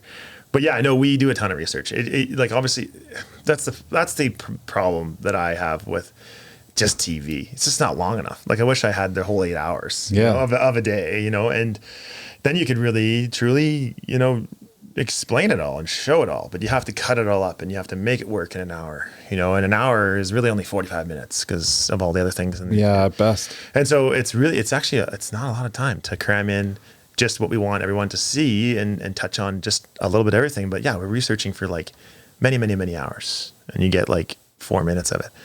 And that's, all the best parts of our research. But sometimes you research and you get nothing out of it. A lot of times you research and you get a ton out of it. But you got to do it. And like when we hunted down the Clayhurst family or the Clays, we searched for them for a while. Obviously, we didn't know them. It would be nice if we just knew a farmer who knew them. But sometimes it's faster just to ask somebody local because everybody knows everybody, right? Seeds it up. But yeah, research is huge. I mean, what we do in the wintertime is we research, like, when I say we're in the plane in the morning and we're like, what direction do we go?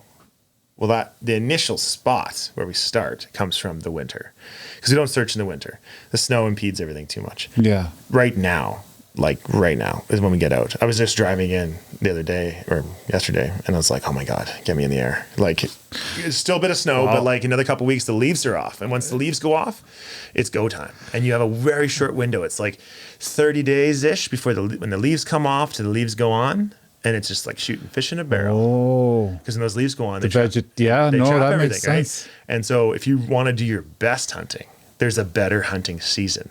And it's only about 30 days long, depending on like the heat. But up here, it's about 30 days long. And you can hunt 10 times the space without leaves on. With leaves on, you have to go slower and you have to really. Yeah, no, you know, for sure. Especially, Yeah. you know, a lot of these vehicles, we've seen that picture Yeah. of a tree growing Yeah. right through the middle of Well, it. all you How see do is a stick, and then you see it, right? And Yeah. and we want to know that when we clear an area out, that we're done the area, right? And you can hunt from a higher altitude because you can be up higher, see more, and so it's just, you know. So do you get a lot of people that reach out and give you tips or let you know, say, hey, I have a vehicle, or do you get a lot of that feedback from people, especially now with the show being out, where people are reaching out and saying, I've got all this stuff? Yeah, I'll never say no to somebody who wants to contact me with their old stuff, even just to tell them what they have. I don't need to get it. But yeah, we definitely have more people reaching out for sure. Like I say, most people don't spend their nights and evenings researching history about cars. So No, but- our group is pretty adverse about what that car is worth, if it's savable or not, you know. So we love when people reach out, especially with a picture or anything. Email us. huntingclassiccars.ca is my direct email for that stuff. And Well, we can bring that up. and yeah, I just spend the evenings telling people what make and model they have, and Actually, I'll bring that up in a bit. and all that. But like, yeah, I mean, before a show, nobody actually really knows us, short of the customers we work with. So shows definitely helped get it out there for if you got something old and you want to see it saved, you want to see it put back into circulation. Yeah. How do you want to keep going? Because I got way more questions. Yeah, Well, we're an hour and 4. I'll tell you what. We'll keep going, but I got kind of a neat little. I did some little trivial facts Sure. that are kind of cool. Some pictures. We'll start out with. Let's see here. We'll do some that are just general. So the oldest car in the world that is still running is a 1884 D Dion Beaujon. I don't know. It's French, obviously, but it's a steam runabout. It was sold for over $4 million in 2011. Let's see what this thing looks like. Sure. 1884. So I'm going to bring this up. I bet you looks like a Just wild. wagon with Look at pipes that. all over it. Let me show this with I got to show the viewer here. Boom. There you go. Isn't that just wild? 1884. Still runs. $4 million they sold this thing for. Jeez. What's $4 million, eh? Yeah, well, I wonder what this thing actually sold for originally. Oh, probably $40. Yeah. It's talk about an investment on return, eh? Or return on- Literally like a locomotive, but like pretty small. much it's all steam before they had combustion engines. So the first car accident in history occurred in 1891 in Ohio when the vehicle collided with a tree root and lost control. The first automobile insurance policy was sold in 1897 in Westfield, Massachusetts by the Travelers Insurance Company. The first Model T produced in 1908 to 1927 was the first car that was affordable for the average person and sold for around $850. So I'd imagine that's American. And I don't know when this was made, but I'd say it's probably right around that same kind of price as far as today's currency. The first car radio was invented in 1929 by Paul and Joseph Galvin, who later founded the Motorola Corporation. Yeah. That's kind of neat. First traffic light was installed in Cleveland, Ohio in 1914 and was manually operated by a police officer. The self-propelled vehicle was created by Nicholas Joseph in 1769. 1769. First propelled vehicle. It was a steam-powered tricycle that could travel at 2.5 miles per hour. I think I have a picture Wow. of that Technically, it's Yeah. a tricycle. right there. Yeah. Unreal. Looks like a concrete mixer. No kidding. So then what else here? Fastest car in the world is a Bugatti. Oh, yeah. Fastest vehicle in the world is a Bugatti Chiron supercar, which has a top speed of 304 miles per hour. I think I have a picture of that one too. That's definitely not the No, Bugatti. no. There we go. Bugatti. Unreal. That's a mean looking unit, eh? Oh, definitely not historical, but nonetheless. But it's crazy though that Bugatti has, and I couldn't tell you exactly, but many, many, many features that came from the very first car. You know, Yeah. like, you take even a Model T at 1908. I mean, a lot of those features of that Model T are in that car. You know, like it's not like that car is a thing of its own. Like it is the billionth morph version of the first steam car ever done. Yeah, exactly. You know? The evolution of technology. It is the evolution of technology, right? And it's an inspiration that, you know, this is where we are, and the Teslas to come. That's true. You know what I mean? Like, absolutely. Like it's pretty. Yeah, it's pretty interesting how technology. I mean, I guarantee you, cars are going to be flying soon enough. Well, They won't yeah, even have- 100%. They won't even have wheels. Absolutely. Yeah, I've been waiting for that whole Jetson movie to come true for a while, Yeah, man. it's true. It's true. You want to hear some Canadian specific little trivia stuff going on? All right. Okay. There's Canadian stuff. First automobile built in Canada was the McClellan Buick, which was manufactured in 1908 by the McClellan Motor Company in Oshawa, Ontario. I think I have a picture of that one too. There you go. There you go, McClellan. Isn't that a wild look? It looks just like a Model T. You know, the style in the Model T back in those days, it was pretty much a cookie cutter style. Well, those guys were all friends, eh? Or enemies. Well, But they all hung out. Like the big three. yeah, they all knew each other. There was very few secrets. Well, I'm sure it was a pretty small, specific little group of people that were, you know, interested in that kind of stuff.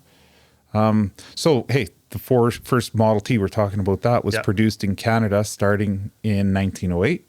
Canadian Model T was known for the Tin Lizzie.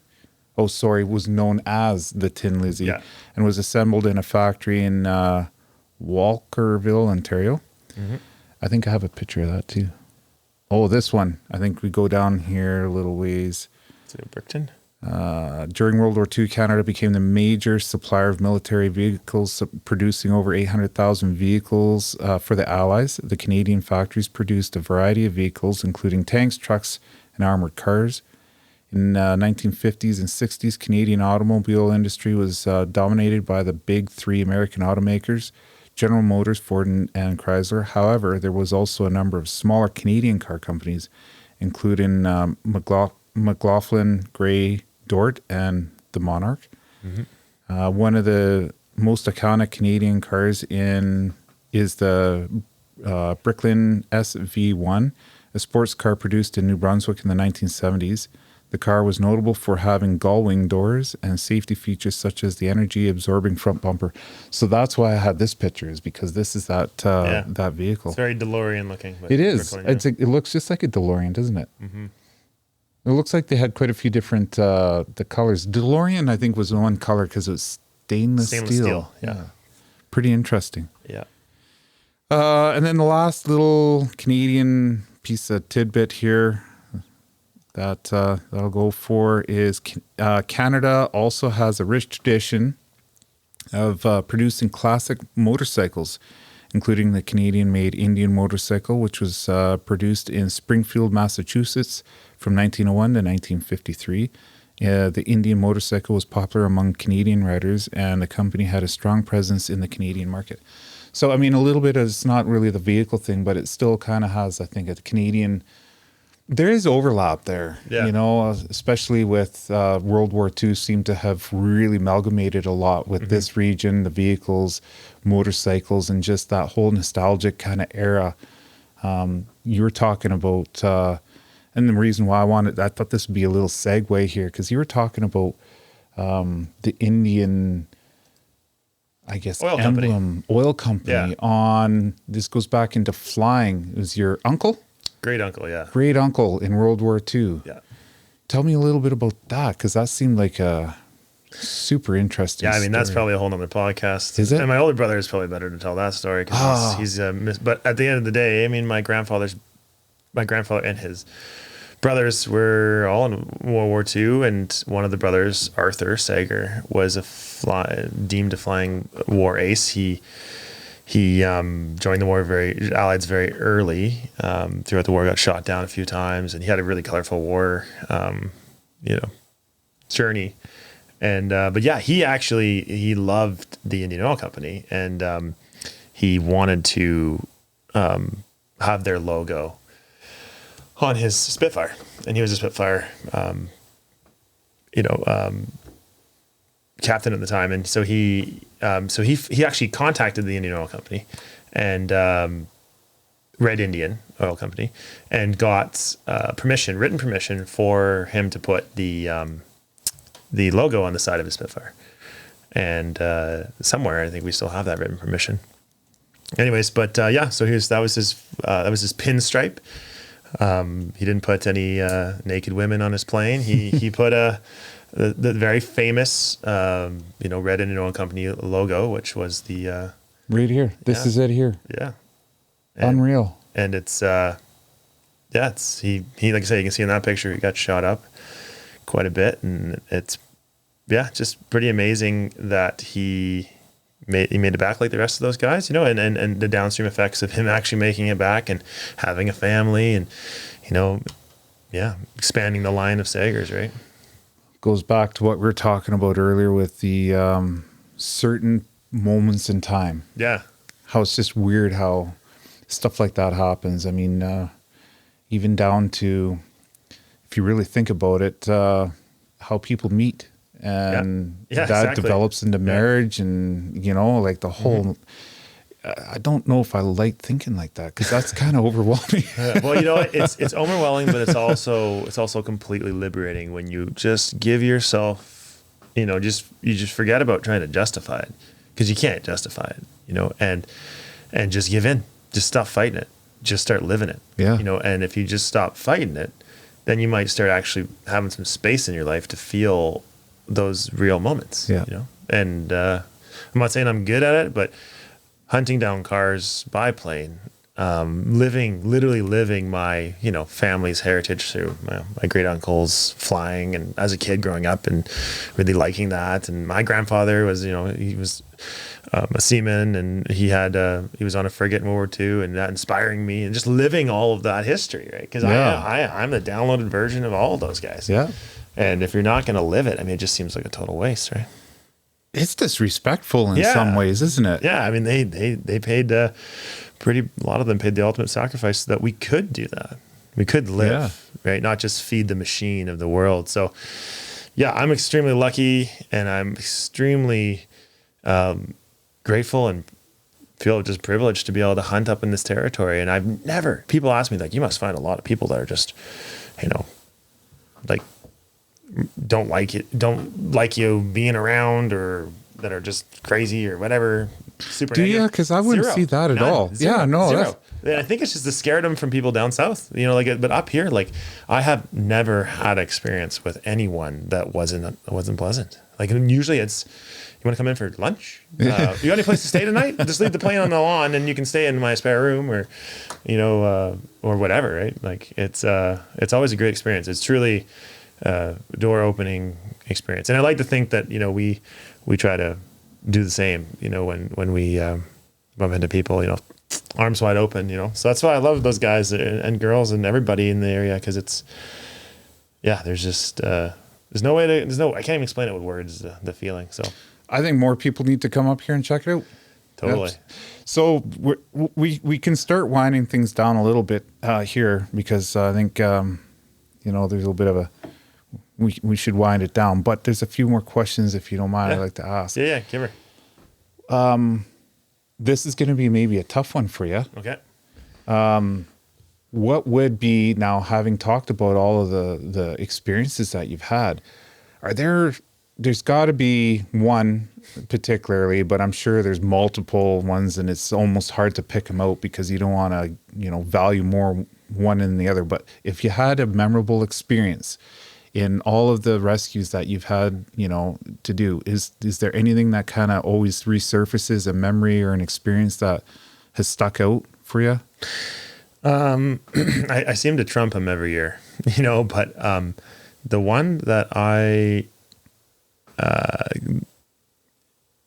I say, there's many, but the one that I think I had the greatest connection in the moment with just the moment, and that's why I just can't forget it. And Jess, she'll agree with this, I know, but I'm flying back last season 1 from Unity, Saskatchewan. We're hunting down old race car drivers. It's our final episode. It's when we tracked down the brothers who went to war, actually, and had that old Model T racer. Anyways, we're in the middle of that episode, and I it's almost sunset, and we're flying back from Unity. We're going back to North Battleford. And I remember being in the plane with Jess, and I just I was asleep. I had my head against the window. Jess is flying away, and I'm not paying any attention as usual. And then I woke up, and I was like, and I looked out the window, and out of the corner of my eye, like there's the absolute corner of my eye, there was a red barn, just a glorious red barn, like just unbelievable, beautiful. And I look at Jess, and I'm like, what do you think? Think we can turn around? And she's like, absolutely not. We are out of fuel. Like we have barely half an hour of fuel left to get back. And she didn't want to push it. I'm like, we can spare 5 minutes. And so anyways, I convinced her.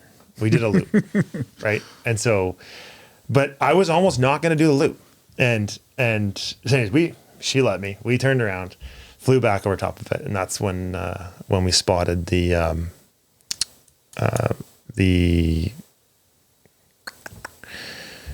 BMW. Awesome guy named Lance had a BMW that he had raced them back in the day. He was truly a racer. And he had stored these away, and I seen it out of the corner of my eye, and yeah, I just remember like it may have not been the rarest or the most expensive car, but it was pretty crazy because it was a direct result of us turning around and looking right beside the barn, and there was a car, and it wasn't the barn that was drawing me there, it was a car. And that car I kept for my personal collection. I'm going to store that car myself, and it's hard to explain without being there. Do you have a lot of those vehicles starting to pile up, where your personal collection is almost something where I don't have bigger than it should? No, I pride myself on not being a hoarder of cars. There's no saving cars where you take them out of someone else's yard and put them in your yard. They have to move on. Like I say, we keep everything for a minimum of a year, and then after that, we start placing it. Well, yeah, and I'm glad you brought that up again, because that's an investment. Yeah. To go through all of that whole process and then sit on it for a whole year. Yeah. Do you advertise it to make sure that nobody... Sitting on it is the delivery. And so we'll still take all the deposits. We'll still completely sell the cars, but we won't allow anyone to take possession of them for a year. Just for the fact that we want to make sure that they're clear, right? Because we do our due diligence to make sure that, to the best of our knowledge, the owner of that car is the owner, that car is on their land. Because I think everyone can see how, finding cars in the bush is fine and all. Tracking down the true, legitimate owner of the land is also great. But making sure that the owner that owns the land actually owns that car. Well, have you had that though? Never. But it's just a peace of mind, because the last thing I want to do is find a car on a Monday, sell it to one of 20 people who's just itching to have it on Tuesday. And on Wednesday, they put 50 grand into it, a whole bunch of work into it. Yeah. And on Friday, someone calls me and says, hey, actually, I know you bought that off that guy, but that's my brother. And he forgot that I actually inherited that car from whoever. Yeah. And feel really bad, but I kind of want it back. And it's an arbitrary number a year. It's not based on anything, but just why not, right? And people can just wait, right, if they really want them. And if we take a deposit, well, I'll just give it back if there's a problem. But at least then I can ensure that we've done absolutely everything we can. We search the car, all the VIN numbers. We search Canada-wide to make sure that there's nothing issues there. But it happens. It can happen. And if it does happen, I wouldn't be even surprised that it could be it's one of those things where it doesn't happen often, but it's just going to take that one time. Yeah, exactly. And it'll be really sour for everybody involved, right? And so I think anyone who sees someone who finds a car, what would be perceived in the middle of nowhere, down that ravine, whatever. A lot of the records and VIN numbers were lost, right? These cars now are on TV. People can see them, right? And we search them. I think after a year that you've done your due diligence. That car is... No, that for sure. Peace of mind. Yeah. That does count for a lot. Yeah. Anything... Season 2 on the 19th, April 19th is coming out. This episode is going to be airing on the 17th of April of this month, and I don't want to have any spoilers, but is there anything that you can... Everybody wants a spoiler. Come on, you got to have a little bit of something there. Like, is there maybe something that's on the their website that you can... I'm not a guy that was ever supposed to be on TV. I wasn't like I was in true fact. I was in acting. I was in acting in high school. You were in acting? I was in theater. I got an A+ in theater. So wait, that was actually an interest at one point in time? For sure. Yeah. Except for when I went into acting, which is in theater, I made it about a week. And my theater teacher came over. He says, "You know what? You got a gift." I'm like, "Oh, that's great." Go. But it's not anything to do with that. we could really use a hand building the props backstage. Oh, you want a carpenter? Go figure. So I did about a week, and then I helped build all the props for the musical behind stage, and never ever went on camera. Oh man, that's actually so it's kind of funny because a lot of my co-students took it really serious, and they're really good actors. Right here, I am backstage pounding away, building their whatever, pulling on the rope. Yeah, West Side Story. I was building the props, whatever. And it's kind of funny that of all the people, they want to follow me, on a camera. So point is, well, look at where you are now. I'm biased, but this season is different than last. We all knew it last year. Having cameras follow you all the time, real time. They get in your way sometimes, but it's a weird thing. It can be nerve-wracking a bit. It can be it's just not something like anyone's really experienced. But we shook that last year, right? Now this year, this season coming up, season 2, I think everybody kind of comes into their own. Like Jess gets super, super confident, which is great. She was a bit nervous at the beginning of last year, and she kind of, I think a lot of people would agree. She started pushing me around the plane, like, come on, like I'm looking out the window here. No, but like she's super confident. She completely comes into her own. Lee and Steve, they introduced some new tools to help with their extractions. They're great. Dave, I want to say Dave, but he is super, like, he's super relaxed, like he doesn't, just all of it. The whole thing is just the vibe of it all. People are settling in, they're getting a lot more comfortable with it all, and that's probably going to end up showing on camera. And I think it's more, imagine. it's a lot of like love me or leave me. Yeah, like they're not worried about like, by getting a season 2, it kind of told us that like, okay, so we're not crazy, we're just, right, like we're just crazy. I get you. Yeah, but like they want a season 2. Okay, so just be yourself now. Yeah. You don't have to be, and we were always ourselves, but the cameras kind of. They're hard. I get what you're saying. You're gonna get past that. I mean, there is a bit of a comfort zone that you push a little bit, and you're settling into it. Yeah. So we get it. So I think, in my biased opinion, season 2, everyone's a lot more themselves. The cars are amazing. That first episode is one of my favorites for sure. We get contacted. I can tell you a little bit of a spoiler. Oh, okay. Here we go. I'm listening. We get contacted to hunt down a lost vehicle on an island. And it's further than we've ever gone. It's in Ontario. And so we head to Ontario, at least northwest Ontario, which I always find so ironic because it's not that north. Like it's just right. Not on the lot. It's on the border. Like, come on. You go to like up here at Pink Mountain and you're like, okay, we're north. Yes. Like literally it's in the latitude of Vancouver, right? But it's north. I have a hard time calling it north, but northwest Ontario, absolutely beautiful place. Like I'd never been to Ontario in any great way prior to this trip. And it was a total whim to go. But the freaking landscape is, and you'll see it, like it looks like we're in like a tropical island. It's just unbelievable. So the landscape's beautiful. The storyline's pretty crazy. And we find it's a big risk to go out there. We find a lot of stuff. We don't find a lot of stuff, but at the end of the day, it's a heck of an adventure. And I think at the end of the day, it makes for a really great episode because there's a lot of highs and there's a lot. You're of not giving us anything. I don't give you. I'm just poking. I'm poking. Come on. I'm poking. It's like I'm looking for something, and you're just like this very general. Yeah. Oh man, you're killing me. I know. Well, the one thing I did pick out of that though is season 1, this area. Season 2, you've moved on out of the Peace Region area, and you're a little bit more in Ontario. Only to start. season, like Peace River is always home. So like if I'm going to hunt anywhere, this place produces more cars than anywhere I've ever hunted ever. And, Really? Oh, Even Ontario. yeah. Yeah. Well, Ontario is great. Don't get me wrong, but it's, like this area is a mecca. It just got the absolute perfect mix, of cinnamon and flour and like when you look at what produces the perfect amount of cars, it's little towns that were prosperous and then disappeared. And there's lots of those little towns that were prosperous and just disappeared. And all the way from here to, Peace River or Fairview, even high up Manning, there's all this little stuff. So we start the show off in Ontario and then we gravitate our way back this way. And it's more so getting chased out by weather. So weather sets in earlier over there. And what's the filming time of year? Like this is being released first episode now. Was this filmed last year? Yeah, it was filmed basically the second half of the summer last year. Oh, okay. And we get chased out we're basically right up against it for weather. So as we always are. So weather being just winter.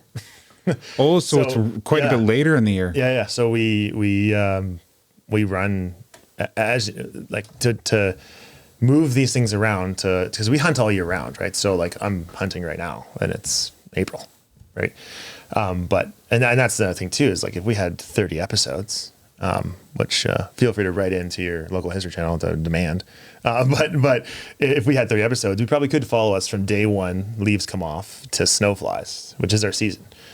But we don't. We have 6. So you guys get a glimpse of what actually happens in a whole hunting season. So crazy. That glimpse is taken this year, halfway through the summer, up and towards when the winter starts moving in. And it's pretty. And so in that glimpse, we just we have these great crazy stories that we're hunting down in Ontario, and then we have some crazy ones that are worth flying all the way back here to kind of go after as well. So that's awesome. Yeah, that's epic. Yeah. So I'm going to show there are some viewers of the podcast, believe it or not, that are down in the States, and I want to give them a little bit of an idea of what this looks like. And I got a map that I'm going to share with the viewer, because you're talking about Ontario. And the weird thing might as well be America. Well, exactly, because this is Victoria, the island where you live. Yeah. So if you come up over here, that's where we are in BC. You can see where that line comes down. That looks north to me. This looks north. Now, the crazy thing is Ontario, you see how it goes straight across, and like Vancouver, I mean, this is our southern border. And then what you're talking about is look how Ontario's border just drops right down, right over into here. And we're right in that little corner. And this one right here? Nope, back up by Manitoba. Manitoba, right over here. Yep, and right there right there in the corner. Did you know a little known fact? This is kind of crazy.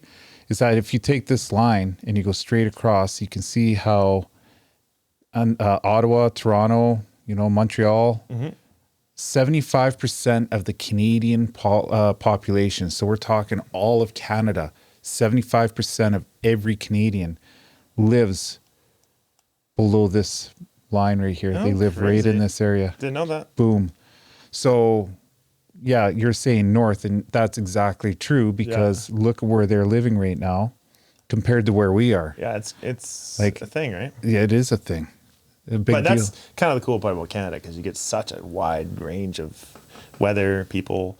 Our seasons are distinct. Yeah. I mean, our summer, our fall, our winter, our spring. When it's like all first of the leaf fall, right? Like, we got the first frost. So yeah, that's where we travel to, and it's definitely a risk. I've never been there, but see, like, people are like, well, why go to Ontario? And I'm like, well, first of all, why not? Well, there's a lot of history over there. Tons of history. I mean, Canada's just plethora with history. Yeah. Like, it's just spackled with it. But ever since I was a kid, since the beginning I can remember of cars, I've been listening to old guys sitting in A&W, and they're all saying, oh, you want real cars? You got to go to northern Saskatchewan. But they're all gone. Right? I'm like, okay, I guess I'm not going then, And then they're like, but I'm like, oh, really cool. Saskatchewan's like this, like, Garden of Eden, which is why I just forgot about the Peace Country. Yeah, I gotta go to Saskatchewan. That's where all the cars are. Okay, cool. Yeah, maybe I'll go there one day. But just so you know, they're all gone. But just so you know, those ones are all gone, and nobody lives in Manitoba, and so And you don't want to buy anything in Ontario because, well, there's no cars there, and the ones that are there are rusted right out. Well, this is a really uplifting conversation. The inside so track what they is didn't not realize very good. is that there's a crap load of people that live up here in northern BC. Totally forgot about mentioning that. Saskatchewan, yes, is way spread out, and there is a lot of great cars there. And no, they're not all gone. Manitoba, there's a large population there, and there's also a lot of cars there. And Ontario, you're completely wrong. Like, there is lots of population and lots of cars. You know? Absolutely. I won't. But it's almost like they wanted to stop me from going. Well, at that of point, course, right? yeah. It's a secret that they're never going to end up going to. Yeah, I mean, it's like telling the gold miner, like, yeah, you know, how you doing? No, I've never been so bad. yeah, this sucks. Yeah, meanwhile, he's like hiding just his struck pan it rich. full of nuggets, you know? And so that was always in the back of my mind when it came to this year, because we kind of had a team meeting. We're like, what do you want to do this year? Because we kind of have to pick ahead. It's too much to mobilize. But we've never gone past Manitoba. Like, we've hunted Manitoba. It's beautiful as well. And we're like, well, if we go any further than Manitoba, it's just as close to ship cars to the East Coast or closer than it is to take them all the way back. And shipping lanes and stuff, we can get them to the East Coast. I mean, there's a lot of people who want projects on the East Coast. So I'm like, well, okay, like, what happens if we could go anywhere in the country? Where would you go? I'm like, well, I wouldn't put a restriction on going to or not going to Ontario. So we went, and I dug up some crazy intel, like research over the winter, which you'll hear all about, on just why it made sense to go. So Just a little nugget for people to. It's awesome. maybe I love it. You'll probably yell at me next time. You're like, hey, so we watched season 2. I'm like, it wasn't that good. So where do people watch this? Let's talk about that here. I'm going to bring that up because it's History Channel. Yeah. Now we talk about Proper Television. Yep. But that is got to be the mother company that owns Proper Television. Boat Rock Media is a mothership of production. Okay. So they remove their name unless you're looking at Canadian Screen Awards or nominations or anything like that. And just think about where you can watch it. So I have been told, and I learn every day because people pick up the show, that you can watch it on Stack TV, Okay. History Channel, and I believe Stack TV comes from Prime. So you can look under Prime. Yeah, and Amazon Prime. Exactly. For sure. And then anywhere else that happens to randomly showcase it that I can't tell you where because it's random. So Stack on Prime. Yep. And I think the Stack one though, you got to pay extra for that though, don't you? Yeah. But I think Son of sometimes a- it's like when a new show comes on, like they'll give you like the first episode just to see how much you like Just to it. Right. So suck you might you get in the there. first one before you have to get. Of course, You know. that whole episode's going to be vague. It's not going to be vague. No. I trust you. You'll know exactly what you know. You'll have all the answers in the first 10 seconds. Okay. So But then Hulu. So Hulu in the States. Hulu. Oh, that's good to know. Yeah, so Hulu is, as far as I know, the only place currently airing it. But I'll probably get yelled at by publicists because it's probably everywhere. But Hulu is like just as big as the Netflixes and everybody else in the States. So it's a streamer. Okay. And so the only one that would be on, like, I guess, normal television is the History Channel. Yeah, History Channel is the owner of the show. So naturally, as a network, As a Canadian based. History Channel Canada. Yeah. Okay. So that's where you. Do you know what days? So the April 19th is the premiere. Yeah. So that is going to be on a Monday. I couldn't tell you. No, sorry. I know it's on the History site. Is but I'm- it the same day every week? It's usually it'll be the same day. I think it airs. Oh, it's Wednesday. I was way off. Yeah, I think it airs at Every Wednesday. 9 or 10 p.m. is when it airs. Well, let's look at our fancy dancy Google. How's that sound? I know I should know, but problem is they change it so often, and each time zone's different. And some people will tell me, a higher ups will tell me exactly when it's airing, but then they'll be referencing it in Ontario time, which is no good to me. And yeah, so Well, look up History Channel and Lost Car Rescue. So when it comes to tidbits, you gave a little bit of an email, or was that a website that you had earlier that we should? You can contact us through the History Channel. There's a contact on there, which gets forwarded to me. But a more direct channel is Hunting Classic Cars at Gmail. Oh, at Gmail. Yeah. Okay. Email Hunting Classic Cars. Yeah. So what I'm going to do is get you to, I'll write that down. Anybody who's watching this episode, just look at the show notes Yeah. And then they can click on it and it'll be an email directly to you then. Yeah. That's it literally comes right to my phone. And Okay. send as many as you want. Perfect. I'll probably regret that. Well, hopefully. I mean, if you do from this podcast, it's a win. Bloody win. I want you to tell me about it. Yeah. So this guy keeps texting me about the color of my hat. Yeah, the email is generally set up for people with car questions, questions about what they have, what they may want to get rid of. Just curious to know what they have. No, I meant flooding your email box from getting it off of this podcast, not the. Sorry. Yeah, all good. Yeah. So, anyways, but yeah, I look forward to hearing what everybody's got stuck in their bar. I've got some leads. That was something. It was pretty easy. I just threw one out on Facebook and asked, and I had quite a few people actually reply. And I think I sent you a bunch of that info. 50% of which you're like, nah, seen it, know where it is. Yeah, no, it's all good. But I kept a couple. I was like, I got to keep the carrot here. It's funny. I got a couple. I remember when you sent that. I was like, geez, that car looks familiar. Yeah, and I was like, oh, that's what you said. I'm like, son of a. It was that bitches. blue Studebaker truck. I was like, oh, I know where that is. That was in my yard. Yeah. that used to be mine. Yeah. Oh, was it? I went from a friend of mine to me, back to a friend of mine, and then to your. It was on the highway. It wasn't too hard to find. Yeah, exactly. No, that guy. Yeah. No, I actually purchased. It's crazy. And this is like the crazy, connection thing. Like when you sent me that, you're like, hey, I want to help. Like I see cars all the time. And you sent me that picture and that little blue truck there, Studebaker, and that yard was the very first yard I ever saved a car from. I believe that. He's got that is a stash. That yard back in the day, I drove by that when I first came up here before I even had a plane or nothing, and he had a 1936 Ford Coupe in the back, and I went to him and I bought it. And it was the first car I ever saved. And I like to think it's probably the first car that set this whole thing in motion. But super nice guy. I believe at the time they used to own or run Rockwall's, the pub in town. I think that's the owners there. And just super pleasant people. And it was just crazy. And then you sent me a picture. I'm like, that's nuts. I know that yard. So small world. Well, there's a couple that I kind of held back a little bit. We'll definitely share with you. Throw a shout out on the camera, be like, oh, this is an unscripted catch.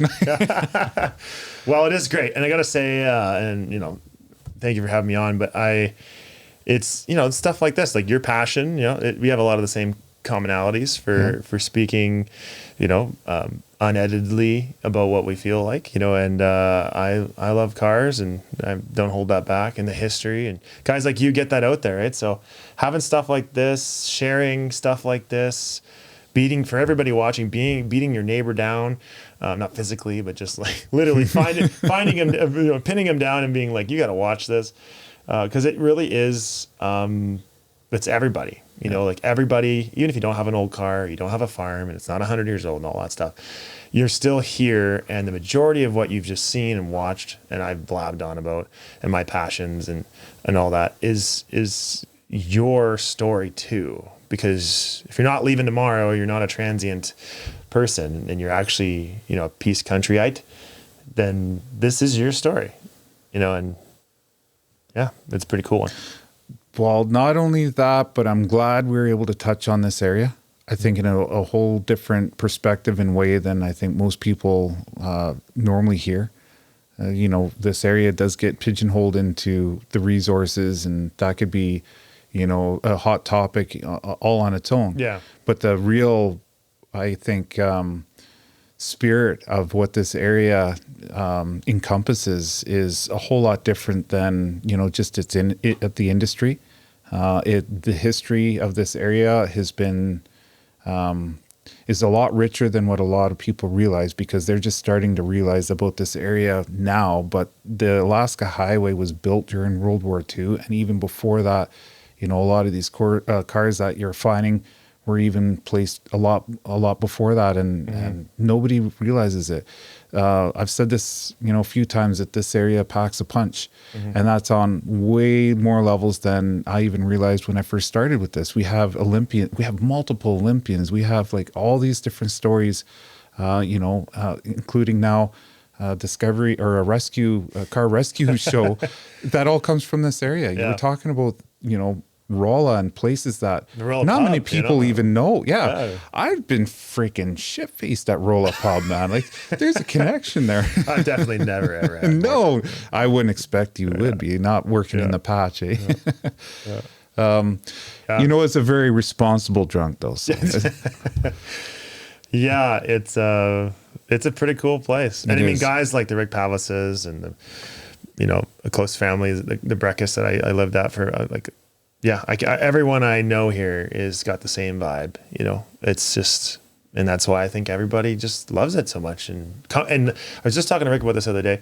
They all come back in the end. they do. All the good ones do, right? The ones who couldn't, the ones who couldn't make it, that shouldn't have stayed, they just disappeared, Yeah. never came back. But all the good ones come back. The kids too. Like you know, if you keep this place pure, real, no BS, you know, just keep that hardworking vibe the way it always has, and I've known it to be.